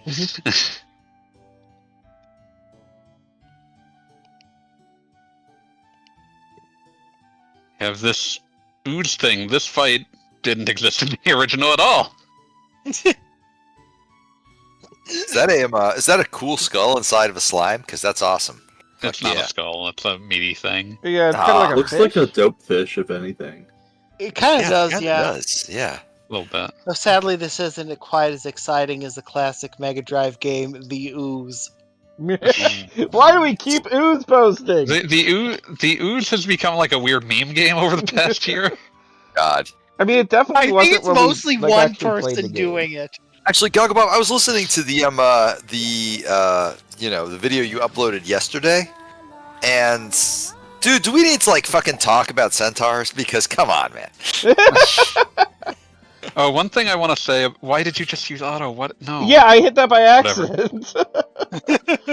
So one thing I will say, luckily the auto did a good job, but one thing I will say that I like about the boss, like all enemies in this game, but the bosses make it most obvious. If you you can tell what they're gonna do each turn by what their idle animation is. Well, that's yeah, kinda which is cool. That's a good thing. I would not use explosion staff. Well, I did. High cost, low output. I, on the other hand, am going to encourage you to make the worst choice every possible time. I just Bear had in to mind make that an this explosion. creature, like this creature restores like a fair amount of health every turn. You want to make sure you don't completely run yourself out of MP, because then the fight just sort of becomes unwinnable. Yeah, this is definitely my first memory of a. What's the word I'm looking for? This could be a very easy early roadblock. Yeah, roadblock. There you go. I do have a question. Like, I've seen like in every fight prior to this one, the enemies moving around like within the battle area. Is that because area of effects spells are a thing, or is it just for visual flair? They like where anything is in the battlefield is determines like each attack. Like characters have to be next to each other to hit with melee attacks. Like abilities have specific areas of effect. There's actually one character gets one skill that for some reason only affects what's around him. It's the only way that you can spend MP to do literally nothing. I got because it is possible for it to hit nothing. Beautiful. Wait, can the characters move or just the enemies? The characters will automatically move to do melee attacks.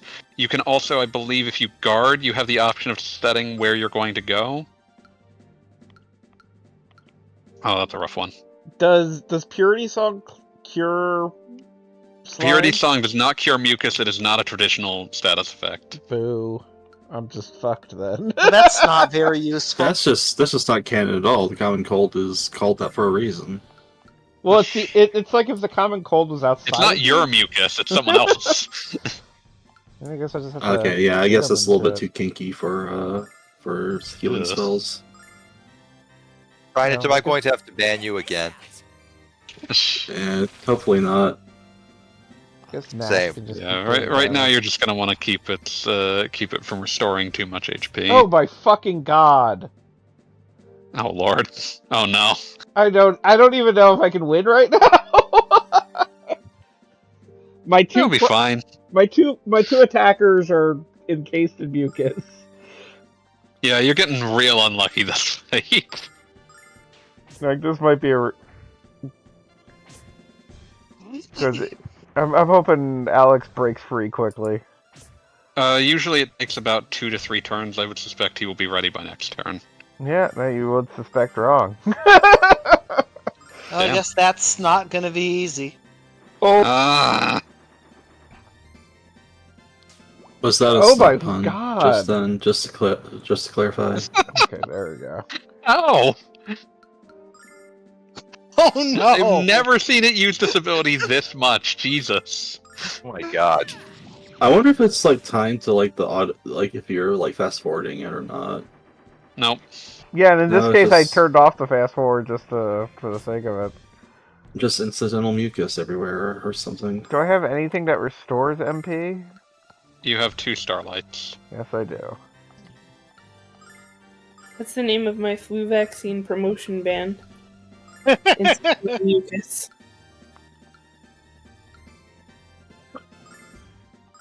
Why do you guys let me talk? Holy shit. Look, Have you seen you the heard other the people shit we I talk? say? I've seen Come that on. Yeah, but then you threatened to ban people. Oh no! I just threatened trying it. I've been threatening trying it for at least 15 years now. I just It's never been know a which while. side of that barrier I'm on. You're okay. Like you joined up because Gogglebob invited you. I think for like fucking Mario Wonder, and just never left. You're safe. Don't I worry think it was a about it. Katamari stream, I believe. Yeah, because there's We Love Katamari. I've already forgotten. Oh, hasn't 2T come out yet? But like, no.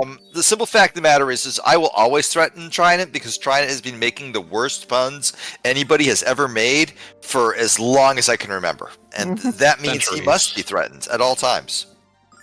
This is arguably valid. Yeah. Arguably. Oh god, it's gonna mucus again. It's gonna be. Hopefully, it's just Ramus. Like Roast. that could make life easy. Wouldn't that be nice? Wouldn't it? If it makes you feel better, the 2T comes out in like 13 hours. God damn it! That's good.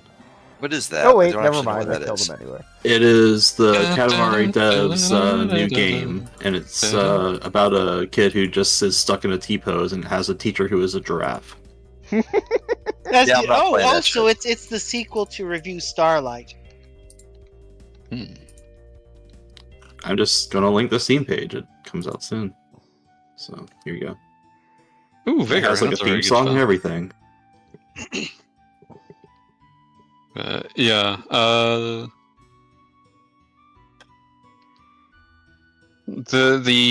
It's a weird fight. It was much more mean on the PS1 version. You were probably going to be forced to grind at least a little. It's if you don't have any attack buff from Luna, it's nearly like you're just not going to win. You're not going to outpace the damage you do too.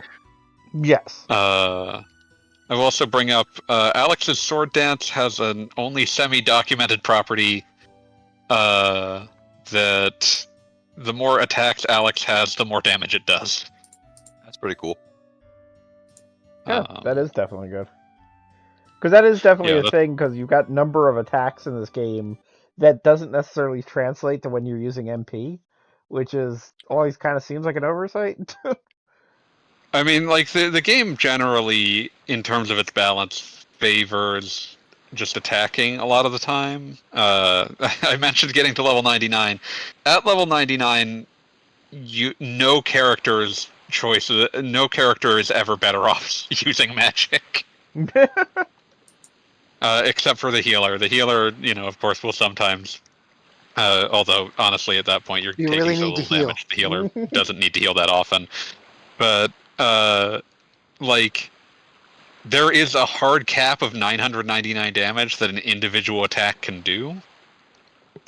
So at endgame, Alex is always better off just attacking and doing, 5 or 6 attacks that all do, 300 to 500 damage.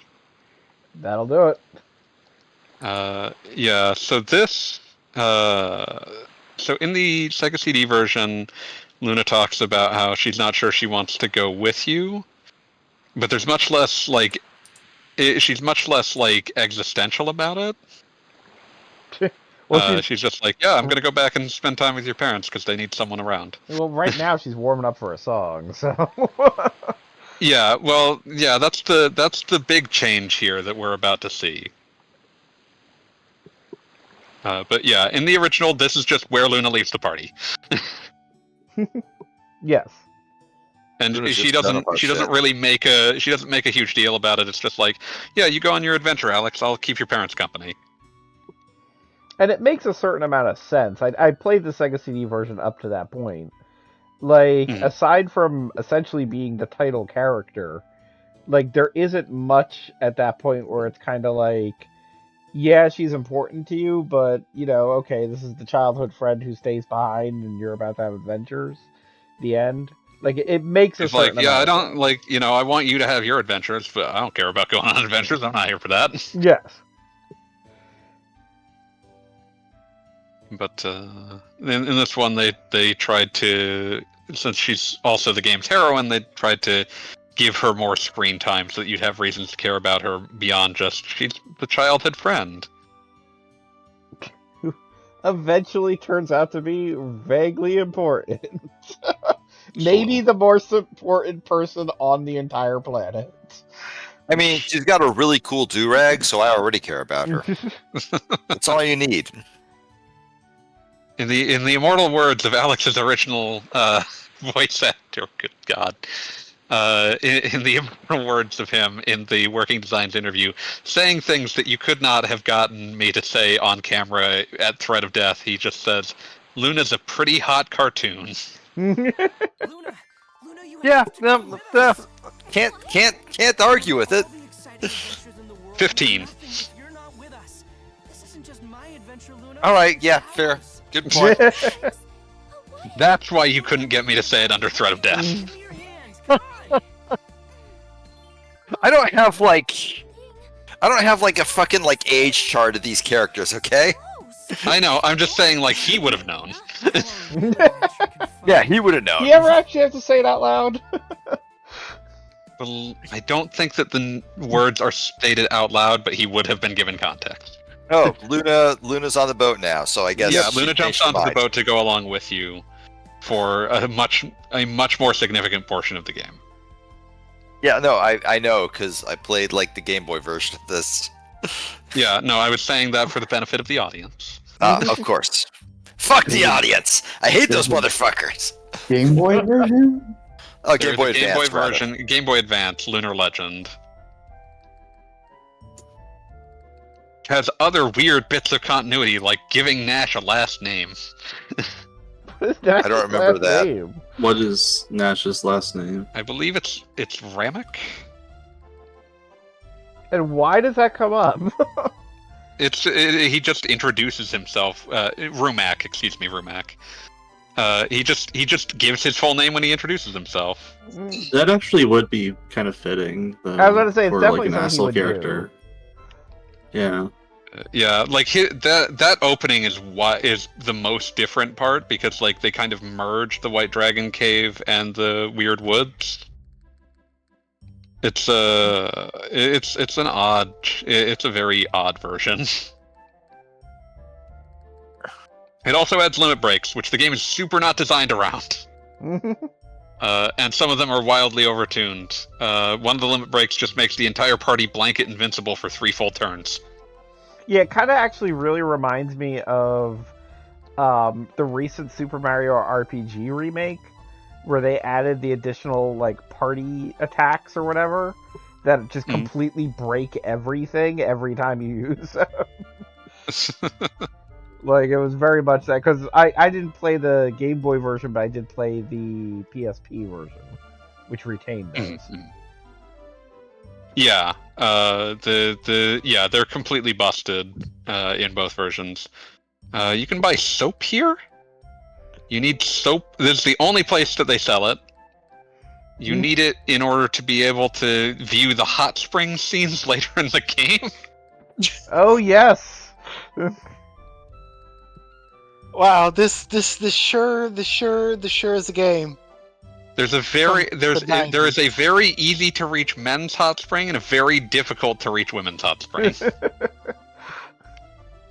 I mean, I will say part of the reason I feel like Lunar became Lunar is because this is definitely a game that they made it for the Sega CD, they made Eternal Blue, and then they had the opportunity to come back to this.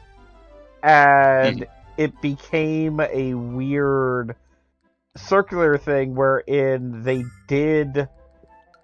already did stuff with it, obviously, but they were like, hey, we can come back and add like fun shit, and that's why you get a lot of the weird nonsense.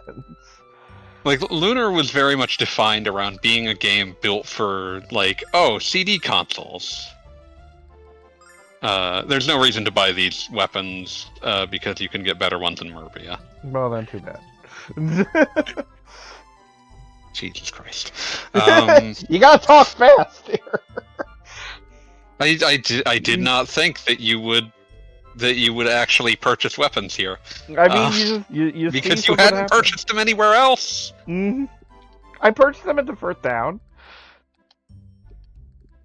But in any case, it was very much defined around being like this. That was kind of its gimmick. It was an RPG on a CD system, and so it loved having like animated cutscenes where it could, and voice acting where it could, and Red Book audio everywhere else. And so they went full tilt on that with with the remake. In part, they also went full tilt on it because they like one of the things they did that's kind of like weirder is that like they aged the characters up a little for the remake.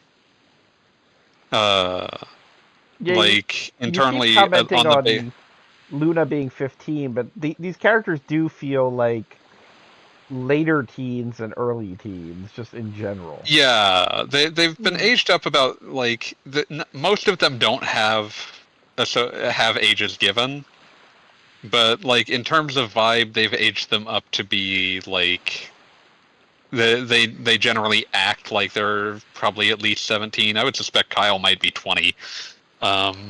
Yeah, Kyle is like a leader in his community. He's a leader and a drunk. I mean, if you're a drunk, I would hope you're at least 21. I mean, different cultures. Drinking age in Japan is policies. 20. No, yeah, you say but Kyle. How is that spelled? What's that? You said Kyle. How is that spelled? The normal way. I appreciate that you state it that way. I recently came across a Kyle, and I hate it. Yeah, never seen that in real life. That is rare. No, it's a real person. But yeah, Kyle is probably at least 20. Another night of wine, women, and song. Might have gone a little heavy The on women the didn't wine. complain, but the women didn't complain. Here, everybody, shut up! Luna's talking. It's an iconic scene. Yeah, that's a good one.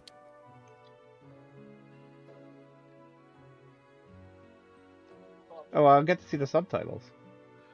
Yeah, you can actually see what they're saying, what she's saying. If we're not, if we don't have the game audio sound muted. on.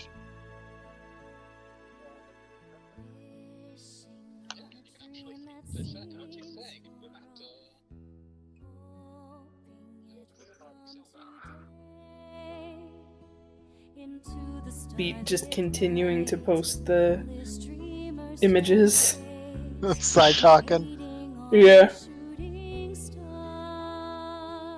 Never change, Pete. I refuse to change. Also, I literally stopped talking and unmuted, but then everybody started talking about me, so now I'm talking again. Just fucking ruining the video. Saw the cactor? Is that the right word? Am I remembering things That is the correctly? correct word, yes. Aha! Victory. Or if you're playing the original FF3 translation, it's a cactrot. No. Never. Fuck I've you. never played- 1 million years jail. I've never played any of them, so it's not really a relevant. Yeah, I you're was- acting like you're not a nerd, but you've been on a video game stream every week for the past 10 years. 10 years. 10 years, huh? 10 million years. Older than I thought I was. Thank you.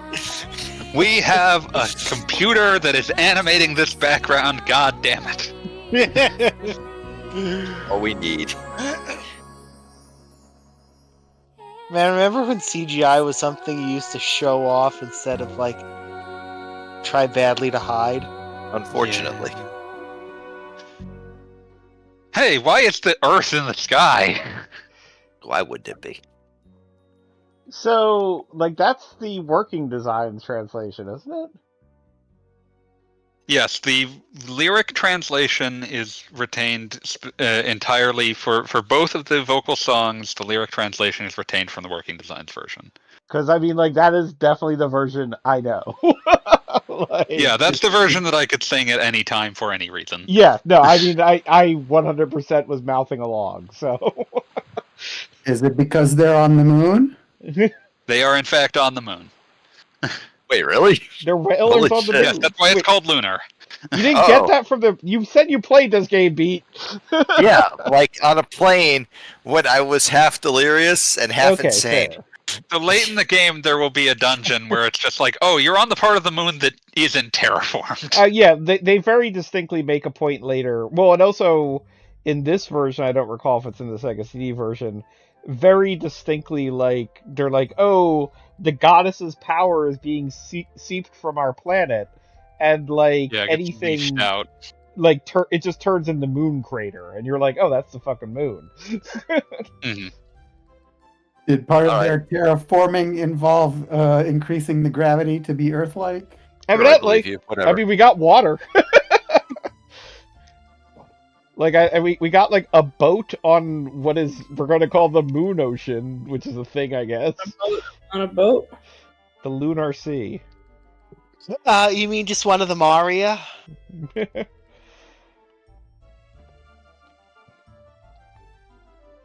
Oh, counter programming time. Well, it looks like we've made it to Meribia as Fanboy predicted. Yeah, that felt like about the amount of game that you could get through in a typical stream.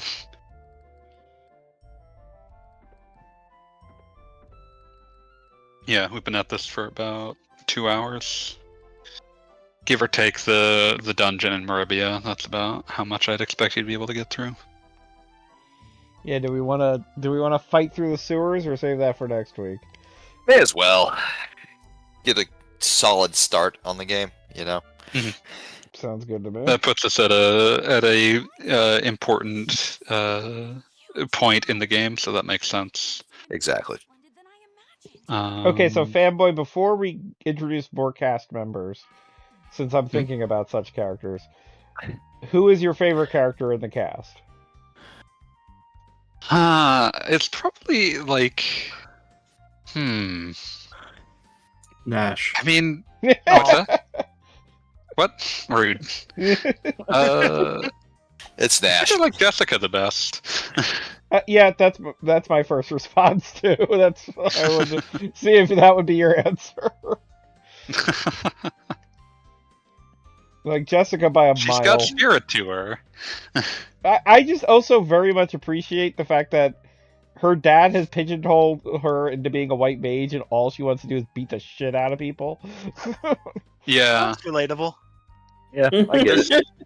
So there's some very specific translation errors you can find around here that I don't remember who has them, but there's characters who will mention like, oh, Melf founded Meribia, and it's like, no, that's absolutely wrong. Meribia has been an important town for much longer than he's been alive. Well, clearly it's a dragon break.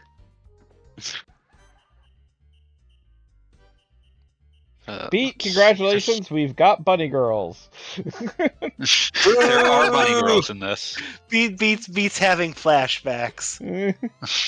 No, I am very much in the moment. That said, these bunny girls are 16-bit, well, faux 16-bit sprites. Not quite. I'm scratching the itch, you know. And yet DQ3 HD2D I was worked saying fine. Dragon Warrior did it for you. I'm flexible. I'm willing to work with what's available. Well, these bunny girls are what's available. Well, then they'll have to do. Don't know. I don't want to know. Just like bunny Jacking off. This is hardly difficult to figure out, Cassandra. Like, come on. No, y'all are about as subtle as bricks. I'm just. I'm just gonna keep shouting jacking off at some point. Jacking off. Yeah, buddy. Everyone loves our friend who just occasionally shouts jacking off. Dude, Randomly looking at like Sistine Chapel and just like from out of nowhere you hear it. I respect it. Jacking off. Also, I appreciate y'all can't hear it because of my microphone not being on top of it, but my Switch is gonna die like any goddamn second, guys. I feel that. I feel it so hard. In a couple weeks, my poor Switch will be allowed to take its rest. Buddy, you don't have to get that far. You're almost at the finish line, but holy shit, are you making some noises? This is not a complicated My Switch is still in game. really good condition because I barely use it. My Switch is You are the opposite of me. acceptable. Well, I mean, like I've got two technically. I have the one that like I dropped on the very hard The floor. Puyo Puyo Tetris one. It is the Puyo Puyo Tetris machine. It is essentially retired, except for Puyo Puyo Tetris. And I have the one that I play Tears of the Kingdom on. And I guess other games, like I played some Gungrave Gore on it, but you know, Tears of the Kingdom. Mine is it's the thing what I use to play video games on the TV before I figured out how to get Steam Link to work on it. Fair enough. Yeah. Deeply unreliable program for me. I've never owned a Switch. You're It's free. got Claymates on it, just so you know. Yeah, but so does my computer now. We solved for that.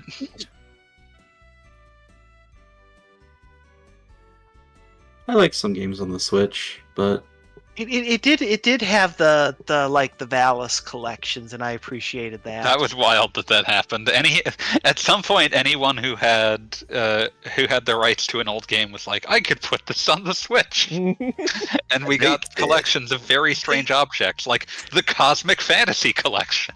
We got fucking Gothic on that thing. The Stalker, Legend of the Zone. The Valis ports had some weird degree of effort put into them because they subtitled the cutscenes and it didn't translate the dialogue boxes, it subtitled the dialogue boxes. That's beautiful. That. It was fun to get all the gaps I missed from only playing the Mega Drive versions, like how when you play the Mega Drive version of Valis 3, it's Volna shows up and we're kind of expected to know who she is because it doesn't really introduce her. But then you play the PC Engine version of Valis 2, and Volna just kind of shows up randomly and you're expected to know who she is, and the game really doesn't really introduce her.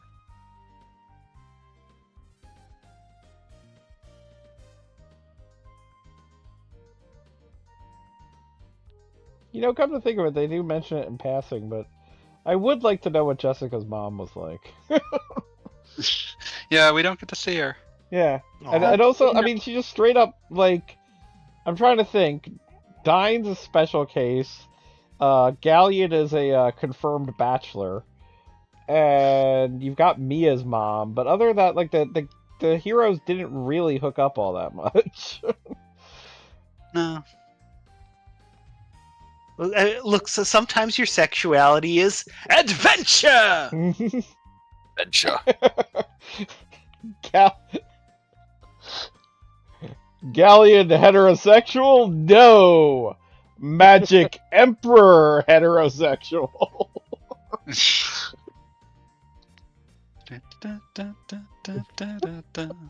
All I can think of now is that fucking Ample Vigor Boast's fanboy, where he just said, Benoit Blanc, straight? Unclear? I believe I responded by just posting him in his ridiculous full body swimsuit in Glass Onion and said, guys who dress like this are obsessed with pussy.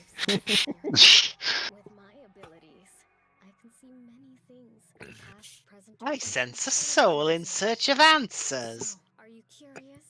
Would you like to learn what the future... Anytime somebody, if you came up to me and said that, I would just say, no thanks, walk away as quickly as I could. Whatever answers you have, they're just gonna be a giant pain in my ass. I have to go to work tomorrow. It's gonna be another tarot reading where it's 4 towers. Where do these keep coming from? Stop! Put those away. Get me another deck. It's oh, are you searching for fulfillment? I'm like, no, I'm married. Oh yeah, this the evil fortune teller lady is an entirely new character that did not exist in the original release. Is it just me, or is her portrait significantly lower quality than everyone else's? I think it's because they're fitting her whole cloak in there, so her proportions are a little bit weird. Also, she seemed to be flash shaded, where everyone else has a little bit of shadow shading. Got some shading on her. Yeah, Maybe I'm just... I want to say it's a side effect of The cloak, sure, yeah, no, Yeah. I buy that. Yeah, because Man, when like the cat dragon is roasting you for your lack of a girlfriend, like you may as well just die. You probably just should. See, y'all were talking about cat dragon at the very beginning, and I'm like, this does not look like a cat nor a dragon to me, but Right, that's why I say cat dragons look like both of those things.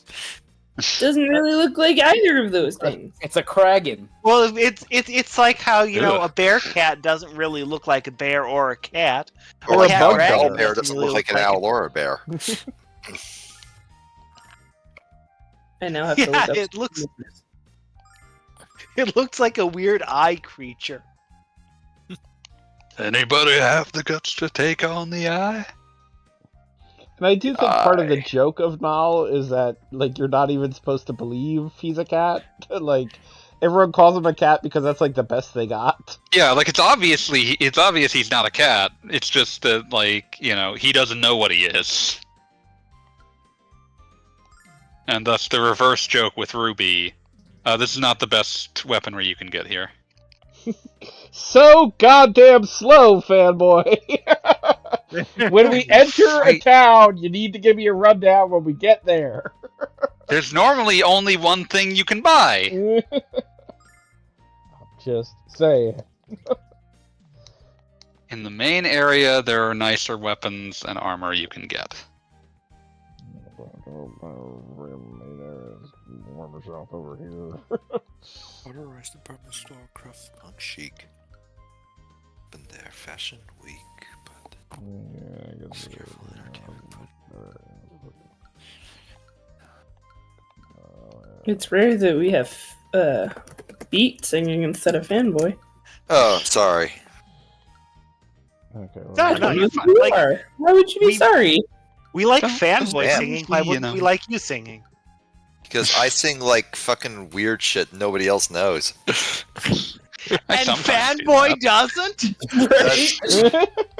Like, Fanboy is at least like likely to sing like a 80s pop hit that everybody has like memorized. the Like, quantity of things that Fanboy sings in a night, everyone is gonna know something.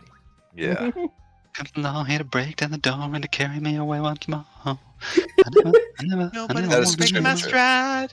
I'm running on a one touchdown. Oh no. I got to keep on moving. Cinematographic in our sweats are diamond jackets, so I wonder what happened when it became Manhattan.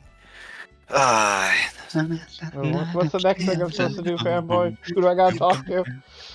You have to go talk to Dragon, not Dragon Master. You need to go talk to Mel. Mel the Outford.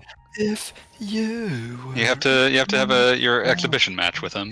wouldn't be fair if it. God. Okay, only fanboy will like recognize this when I say it. You know what I decided to just randomly fucking listen to this week? Well, or I guess last Friday. Do tell. The Parcel Tongue mixtape. Oh Lord. God, it has not aged well. It has not aged well. I'm not surprised. Here comes the law, gonna break down the door, gonna carry me away once more. But it did, in fact, entertain me for like the hour that it lasts. So, good enough. I'm sorry to Let's say go that crazy, Beastman Mel here is reminding me of I'm not sure if goddamn... this is an elf or like a cat man. No, he's a Beast Beastman, and he's reminding me of goddamn Lunar Dragon song, and now I'm sad. Yeah, so the concept of beast people is essentially almost entirely ignored by this game. There's some people with some like kind of cat-like features that the game barely highlights, like barely references at all.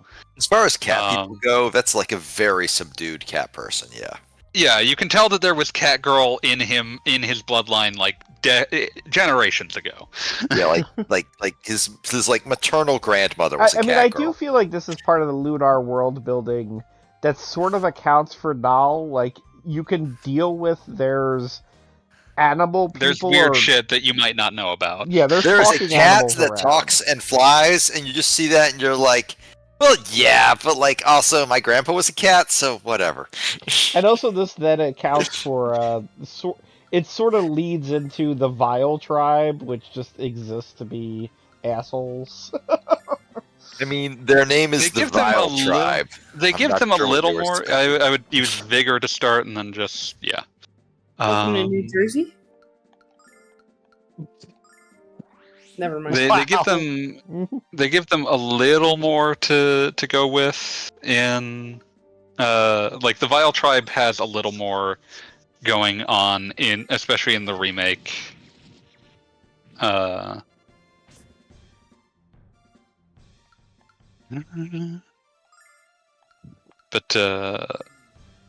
yeah, in you're just getting bonked. Getting absolutely fucked up, Gogglebob. I mean, he's a legendary hero. What do you want from me? It'd be weird if I was good at this. This is an eminently winnable fight. We expect everything from you, Gogglebob. Yeah, we expect we have. I don't we expect everything, but I know you can. You can also speed up the fight again. Oh yeah, I forgot I turned that off. Gotta go fast. Yeah, this dwarf is fucking you up. This dwarf is bigger than you, actually. Yeah, that's not a dwarf. In Working Design's release, his voice is sort of how to describe it. His voice is sort of Schwarzenegger coded. There we go. I don't believe that is the case in this most recent dub. Fair. I'm terrible at voices. Don't know why I tried.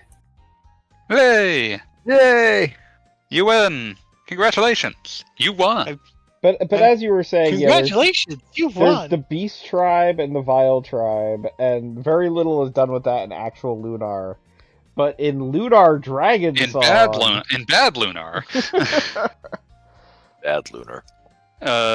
Lunar Dragon Song like makes it so that like conflict between humans and beast people is like a core part of the narrative. It doesn't really do anything with that, but it is a core part of the narrative in that one.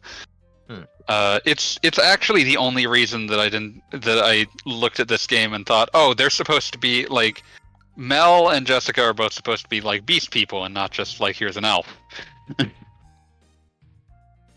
Yeah, the elves are Galleon. But yeah, that idea is I kind of like that nothing is done with it in regular Lunar. It's just like, yeah, here's an elf person. Yeah, well, I mean that, like I said, that's what I kind of feel like it's there for. Is just that this is a fantasy world where, like, you know, there are some cat people around, and like, don't worry about it. Like, we don't worry about cat people. Yeah, it's whatever. I like the People idea of living on like the a internet. fantasy Some world people are where cat like people. you will see like the more exotic like races, and they're just like a part of society, and everybody's just like, oh yeah. I mean, I guess you could like make a big deal about it. That makes you sort of like a fucking weirdo, though. Also, You'd be real weird to do so. Speaking of making a big deal about it, everyone could admire the Jessica's room here with stuffed animals and like pink carpet. I feel like stuffed animals Aspirational like, goals. is like an underutilized like signifier in video games. Like one of my favorite things in Breath of the Wild is that like Riju's room is just like absolutely packed with stuffed seals. And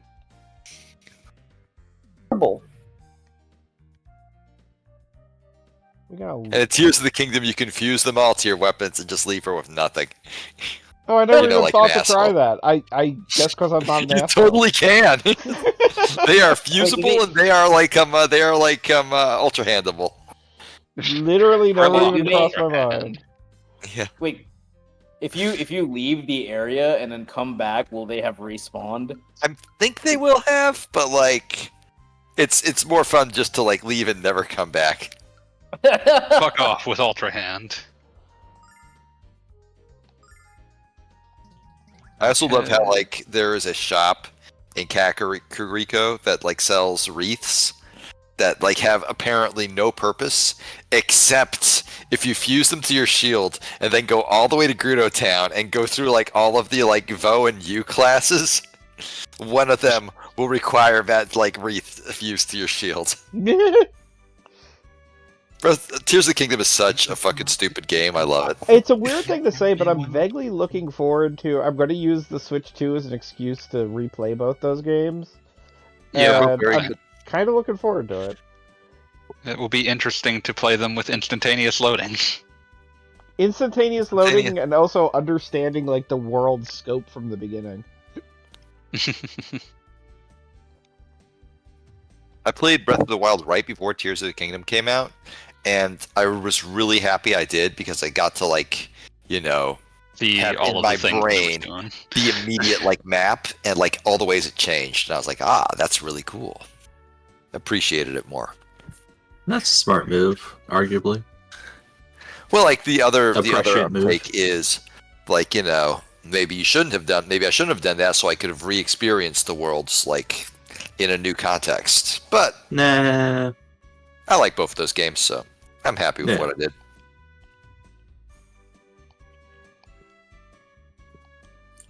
They were good games. They are. I kind of liked playing Breath of the Wild on the Wii U more than the Switch, though. Just because Wii U let you gyroscope aim the bow. You can do that on the A lot Switch. easier. Yeah, but it's like not the same. I don't know. It's pretty similar. I mean, it's very similar as Yeah. far as I'm concerned. I guess. I don't know. But either way, still good games. Both of them. Also, I played it mostly on the Wii U, and then like when it got around to like, oh, I have it on the Switch now, I was like, do I really want to play this giant open world game again? That Yes. Yes. And I'm sorry to yeah, interrupt. I guarantee. I beat it Fanboy like 3 Master, times. it appears that the diamond has been stolen, so would you say that our heroes have been diddled again? I've been diddled again. I hate that line so fucking much. I hate you all. I hate video games. It's a lie. Well, you're a skeleton that contains only hate, Pete. So that that tracks. Yeah, it all lines up.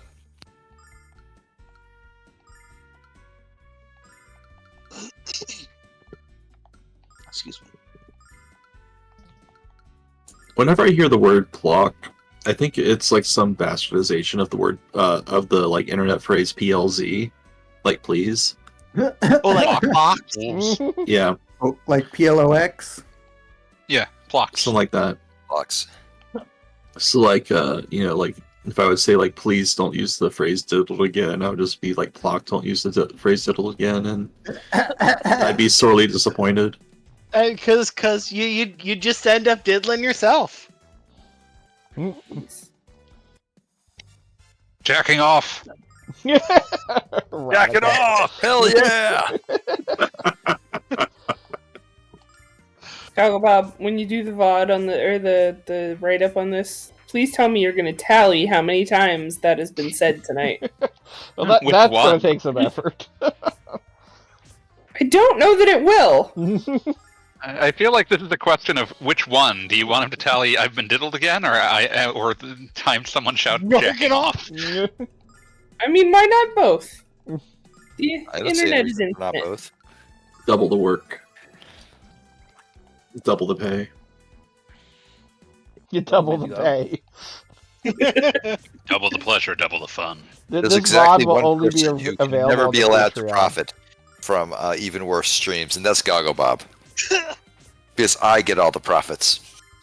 I should All of them. I should post all the VODs on Patreon, except they're still just links to YouTube.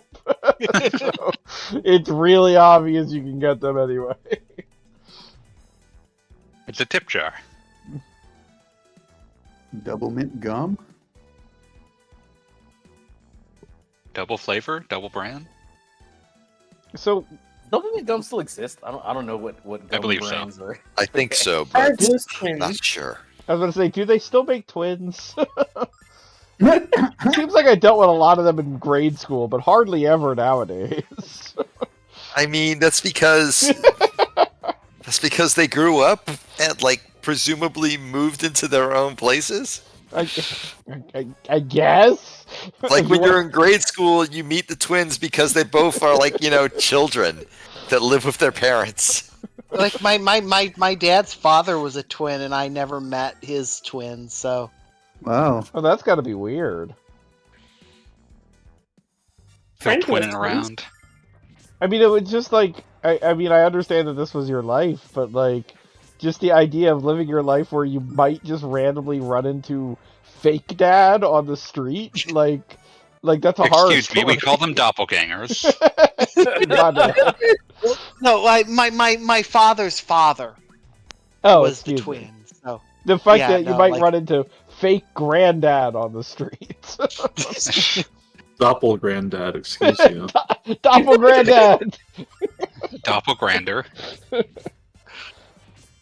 I have a friend who had twins, and they didn't know at the time that it was a genetic situation because the father was adopted. Mhm. So that was a fun experience. So did he find his doppelganger? No, he was a single. Yeah. Mm. But his parents were both twins. Double twins.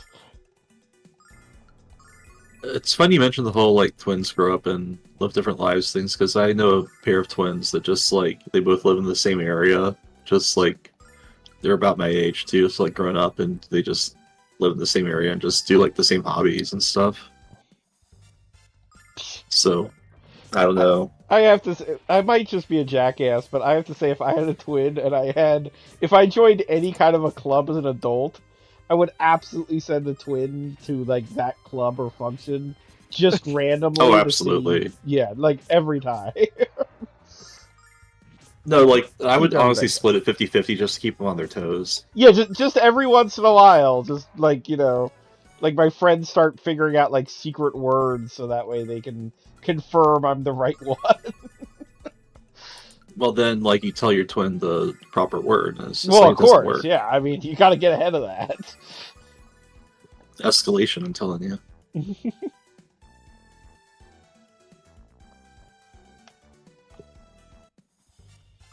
Now, this incidentally brings up a point in like RPGs of this era that I always think about, because like this area is clearly like getting quote unquote hit by the fish and initiating a battle is like a punishment for either going down the wrong path or timing it wrong. But Sorry, did every you time you do think a it- battle, you get EXP. you just get so- diddled again. Damn it! Another one for the count.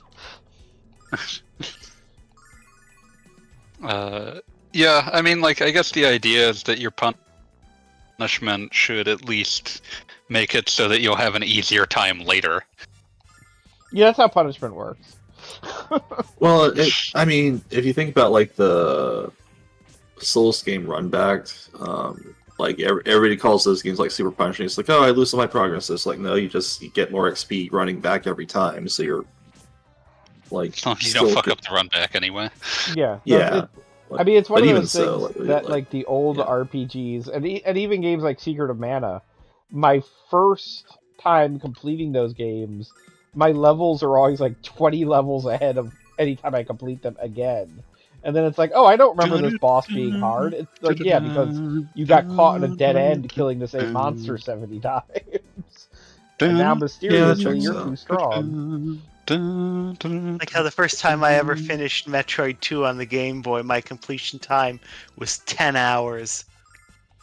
But That's a was your wild item number for that video acquisition game. 100%? Probably not for a first time, no matter how much time you spend. I mean, how like Well, a 100% run in Metroid 2 is also kind of weird because there's too many missile and energy pickups. Like you hit More the than you limit, can and then hold. there's still pickups you can grab that just won't do anything. I don't know that. Like Korok Yeah, that is- seeds. But in Korok Seeds, you do get a reward if you collect them all. It's poop. Reward is in big air quotes there. It's yeah, poop. it's diamonds. Korok diamonds. It's dragon poop. Why? Dragon poop and jerking off. Like, what the hell? Backing off. Yeah! We're currently all 14 tonight, and Sorry, jacking We're off. the perfect age to be playing Lunar. Yeah. Apparently, yeah. The golden age of fantasy. The working design's original translation. Let's go win some bromides.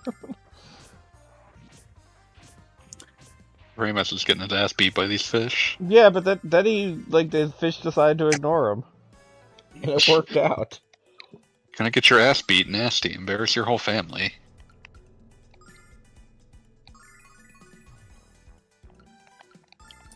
Damn, Ramus is about to die. Ramus will be fine. Hashtag it'll be fine. Oh, look, a snake. I love snakes. Yeah, this part of the game Snake? is absolutely just snake? attack. You know, it's That was funny. I free. was legit thinking about Metal Gear Solid just now for a different reason. That was the game I saw a quote where it's like they designed it to be like the first playthrough takes like 20 hours, the second playthrough takes like 8, and then the third playthrough takes like 4, or something like that.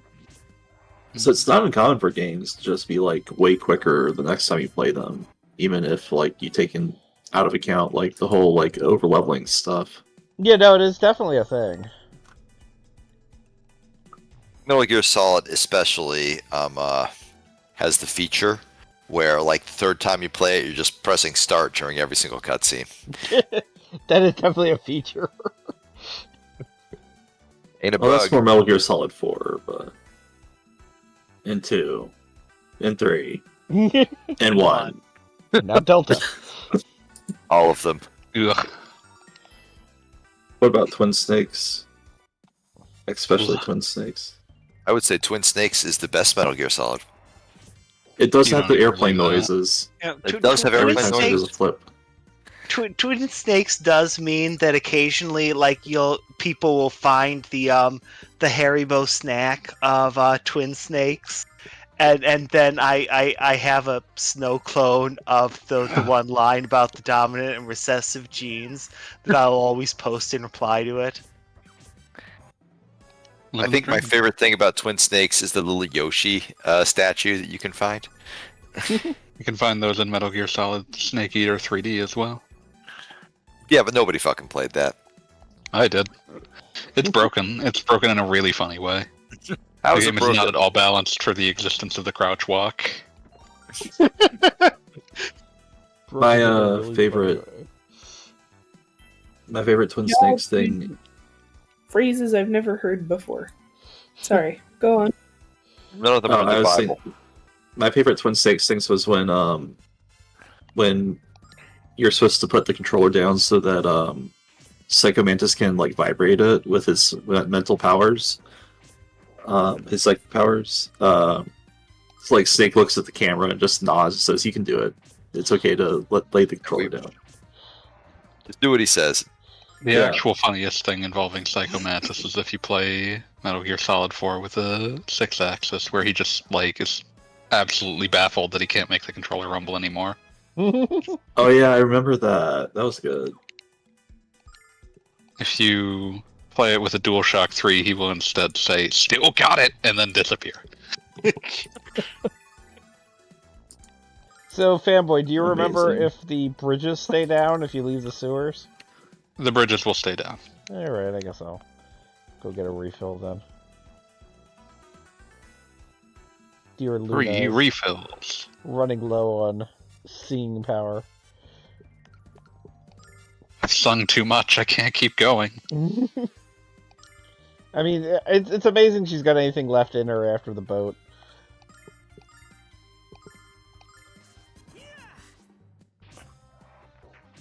I'm on a boat. She sang I've on a been boat. built again. On a boat, motherfuckers. I've been diddled upon the boat. Oh no. Apparently, we've found the line. Oh, we found yours anyway. We found a line.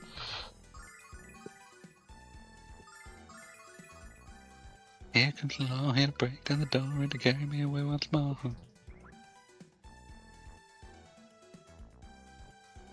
Also, what is this, like, overhead filter? Was this in the original game on some level? Yeah. Okay. I think it's supposed to be Foreground the flue effects. gas. I was about to say, Foreground is this just effects. stink lines?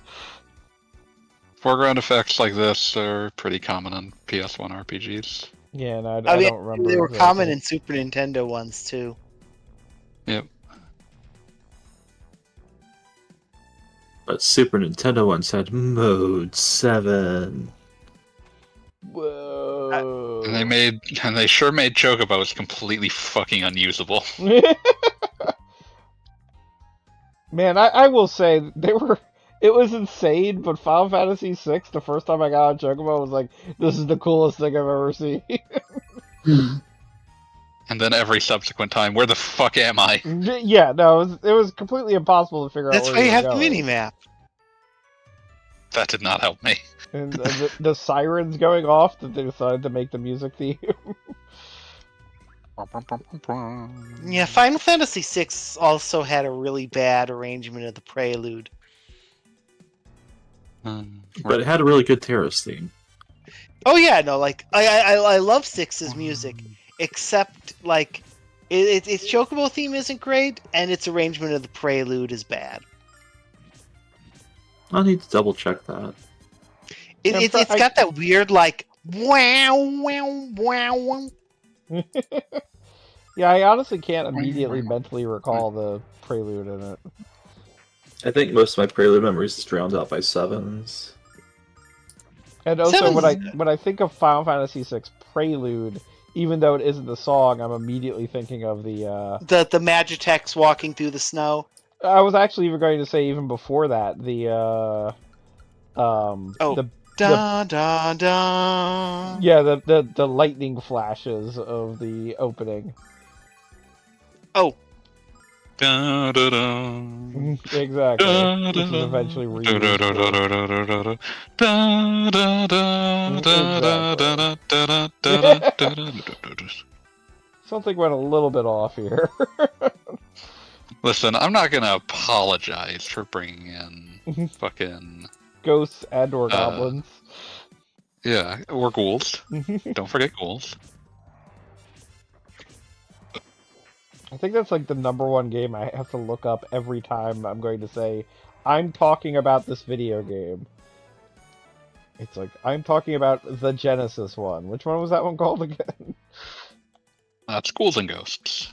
And then the Super Nintendo one is Super Ghosts and Goblins? Ghouls and Ghosts. Nope, Super Ghouls and Ghosts. Yeah, god damn it. The naming why we have conventions the there are internet. brutal. You could have always gone with the Japanese naming convention: Makai Mura, Dai Makai Mura, Cho Makai Mura, Goku Makai Mura. No, Goku's in one of those? Not quite, but close. Goku Makai Mura Kai. Okay, you see where there's a problem here. Remember the weird Game Boy Advance version of Super Ghouls and Ghosts? Yeah, which included some Genesis levels. And also upgraded Red Pyramid. And some original Ghosts and Goblins levels for some ungodly reason. I mean, I think that's also the only one of the few where just because of the overlap, there's like actual, you could call it Demon's Crest crossover. Like you get a version of Red Aramir who kind of looks like his Demon's Crest version, upgraded. I don't think I've ever heard anyone pronounce that name like that. Demon's Crest? Yeah, it sounded like you said Error Mirror. yeah, that sounds right. What the heck is Aramir? The Red Aramir Red is armor. the Red Armor, Red Air. The gargoyle. The horrible gargoyle See, that now fucks you're you all up the first doubting time it. you put a quarter into Ghosts and Goblins. Oh, that thing, yeah. I think the best Makaimura game is the secret level in Nezumi Man. How related is Ghosts and Goblins to Medieval? Not at all. Oh, okay. Much less racist. That's probably for the best. Which one was the one that was like the 3D Ghosts and Goblins that Maximo Ghosts to Glory. Okay, thank you. You're a bottomless well of knowledge, fanboy. It's bad. Could be worse. I'm sure it could be, but I'd rather not examine how. He didn't mention the Army of Zin at all. You just get diddled again, huh? Army of Zin is better than Ghosts to Glory. I mean, Army of Zin is much more sequential, I feel. Also, it doesn't feel like it was made by someone who was just like, Ghosts and Goblins was spiteful. We just need to be spiteful in any way we can. I mean, I will say that You're about to do a boss, so make sure you're. I was about to say, you're yeah, healed up as you I'm need to healing be. up. But Army of Zin, or the original Maximo, everybody is always like, "Oh, it's a Dark Souls-alike. Oh, it's gotten difficult for the sake of difficulty." Sure or as whatever. shit isn't. I was like, games have been trying to do that for ages, and just 9 times out of 10, it's like, no, fuck this. Like, what I would say about Maximo is it's just kind of obnoxious to play. For a long time, I didn't know how to save in it. Because if you don't have enough money to save, the save pool doesn't indicate what it does. That's terrifying. Useless. Dreadful. Bad game. Ba ba ba.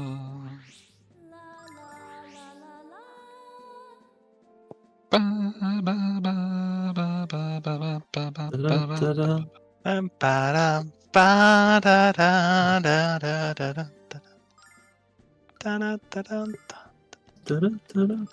So Ramus can't actually hit at this point. Does that change during this battle, or is he just fucked the entire time? As it moves closer, it is possible for melee attacks to hit. I like how Ramus is just like on the edge right now. Just Yeah, he's like... trying. He is doing his level best to hit Living that on thing. the edge. I mean, this is his last fight with the party, if memory serves. Yes, this will be the last time that we have Ramus in the party. Whoa, spoilers. We have spoiled way more and way worse. First like 5 we Cat Dragon. we spoiled the fact that Luna is Alex's sister. Whoa, I didn't know. Who's Luna again? Blue-haired one. We have like Also, that one was a woman in the lie. party, okay? Wait, but Ramus is blue hair too, so... Lost here. I still haven't figured out what the In deal his character portrait, Cat Ramus Dragon has is. brown hair. Oh, okay. I like how you spoiled all of that, but I still don't know what the deal with the cat dragon is. The Kagan? You're the first 5 minutes, that's why. Damn. But to be fair, I don't fucking know what the hell's going on either. And I was baby here. dragon. Like, we are just currently trying to recover a diamond that got stolen by a shifty shopkeeper. Oh, we're on that arc still. Okay.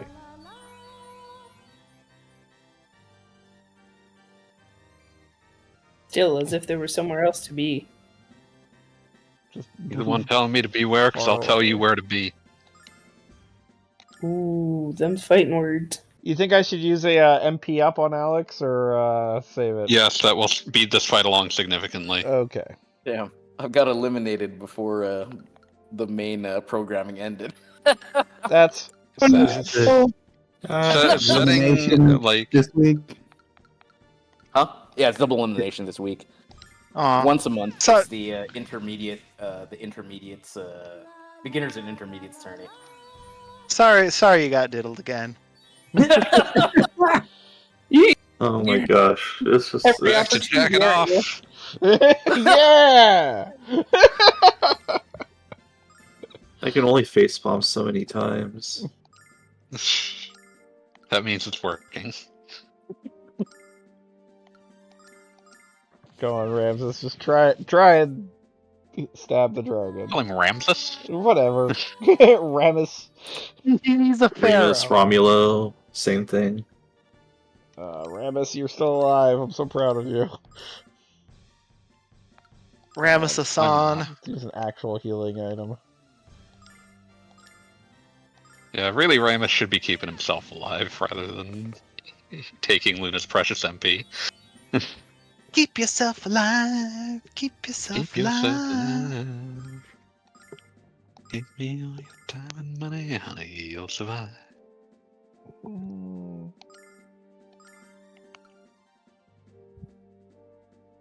Doubtful.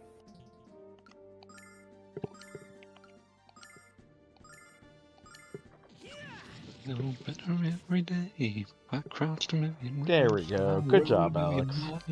I'd still be You were the only one doing damage the entire fight. Sold a million mirrors in a shopping alleyway. I saw my face in any window. That dragon just like freaking light waved out to death or something. I just blinked out of existence. Keep yourself alive. Keep yourself alive. You don't I mean, take how did you think what I money, honey, you'll survive. I can't words anymore, never mind. I've ruined it. You've ruined what? Your ability to say words. My rambling, you're my singing rambling it? singing has ruined it. Also, I have to say, I mean, granted, I haven't been paying as much attention to the dialogue, but I feel like in the working designs translation, because they're insulting Ramus so much and so constantly, when he finally like pays off here, it really does feel different. Like in the original, it really means something when Nal's like, "Wow, Ramus, I never thought you'd be like really good at this." In this, it was kind of like, "Okay, yeah, no, he managed to pull it off. Good job." In Lunar 2, Ramus's descendant, hundreds of years later, is still running this shop. It is very successful. Well, it also proves that Ramus got rich and got popular with the ladies. Here lies Ramus. He somehow scored. I don't know. Maybe he reproduced by budding. That would explain why his offspring look exactly like him, because they are the exact same, right? Yeah. They're not technically clones, but they're pretty close. It's just one of those things that happens in off. RPGs. Yeah. Jack it off. Woo! Oh, I gotta leave through this. Oh, I guess I could use one of those items. You can just use escape song, dude. Yeah. Isn't there like a chest like right next to you? Like I You right cannot reach that from here. Okay. Cool. So, actually, I'm curious, how much MP does escape song cost in this version? It is apparently, Oh no. Well, wait, no, it's send enemies away? Oh, okay, yeah. She doesn't have an actual escape. Use the dragonfly. Yeah, the it's dragonfly. just the item. So Jessica has a spell that has the equivalent effect of that item. In the original version, or in the working designs version, they decided that you should be punished for using that, so that costs 20 MP, which means that if you've been healing your party with your healer, you will not be able to. You will not have enough MP to cast that spell. In this version and the original like Japanese version, that costs 1 MP because it's supposed to be your I need out. I need this is an emergency. Yeah, like, that is the purpose of this spell. It's an escape. Yeah, it is hack. punishment enough that you had to leave. Yeah, you're gonna have to repeat the dungeon anyway. Like, what are you worried Yeah, about? instead of just deciding that also you're dead now because you ran out of resources.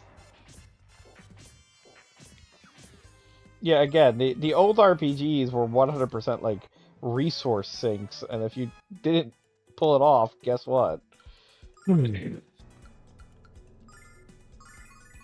You're going to do the classic thing and remove all of Ramus's equipment before you get back in? I may as well. First, I want to just... yeah, I can. Looks like I'm going to be able to walk on back without having to use an item. Most of the enemies didn't respawn, so... Yeah, they don't respawn possibly unless any you of leave the dungeon. Yeah, I didn't know if fighting the boss somehow... Nope, doesn't reset them.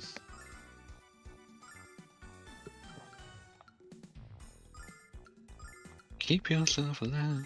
Keep yourself alive. Ramus, you're on a shop now. I'm going to walk you around naked. Sorry, buddy, you don't get to keep your steer. I'm sorry You'll for have to buy sticking it that back. in your head, fanboy. It's okay. I've had worse stuck in my head for less reason. It's okay. Somebody said something a bit ago, and I've had Stacy's mom stuck in my head since then. Stacy's got to go I mean, on. considering the subject matter of tonight, it's probably best that none of us has the amazing horse song stuck in our heads. I will not be thinking of that. Neither will I. Stacy, can't you see? You're just not the girl for me. Yay, next week we get to meet Galleon. Yay! Your And friend his husband? Isn't that a boat? Sure, that's a part of the boat. That was a type of boat. Gangplank Galleon.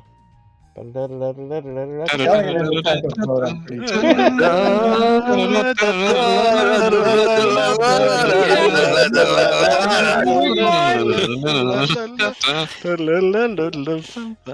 I will explain with the power of YouTubes. Oh, good lord! I don't think it's gonna help right You now. don't have to know. Don't worry about it. No, it's fine. I don't. It's a fun song. It's a fun song. I'll worry about it later or tomorrow Or never. Or never. or never. Or never. It was just one of those. All of you at the same time was a cacophony. That's what we were going for. Well, congratulations. It was a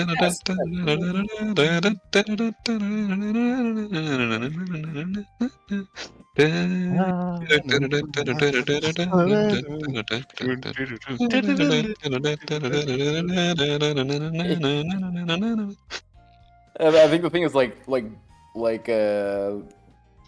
you're not all on the same beat, so it just like starts. It is very much a complete lack of There's synchronicity. just enough of a delay with voice chat that you can't do multiple people singing. Really, it's just if you think about it, it's like complicated just not polyrhythms or well. canons.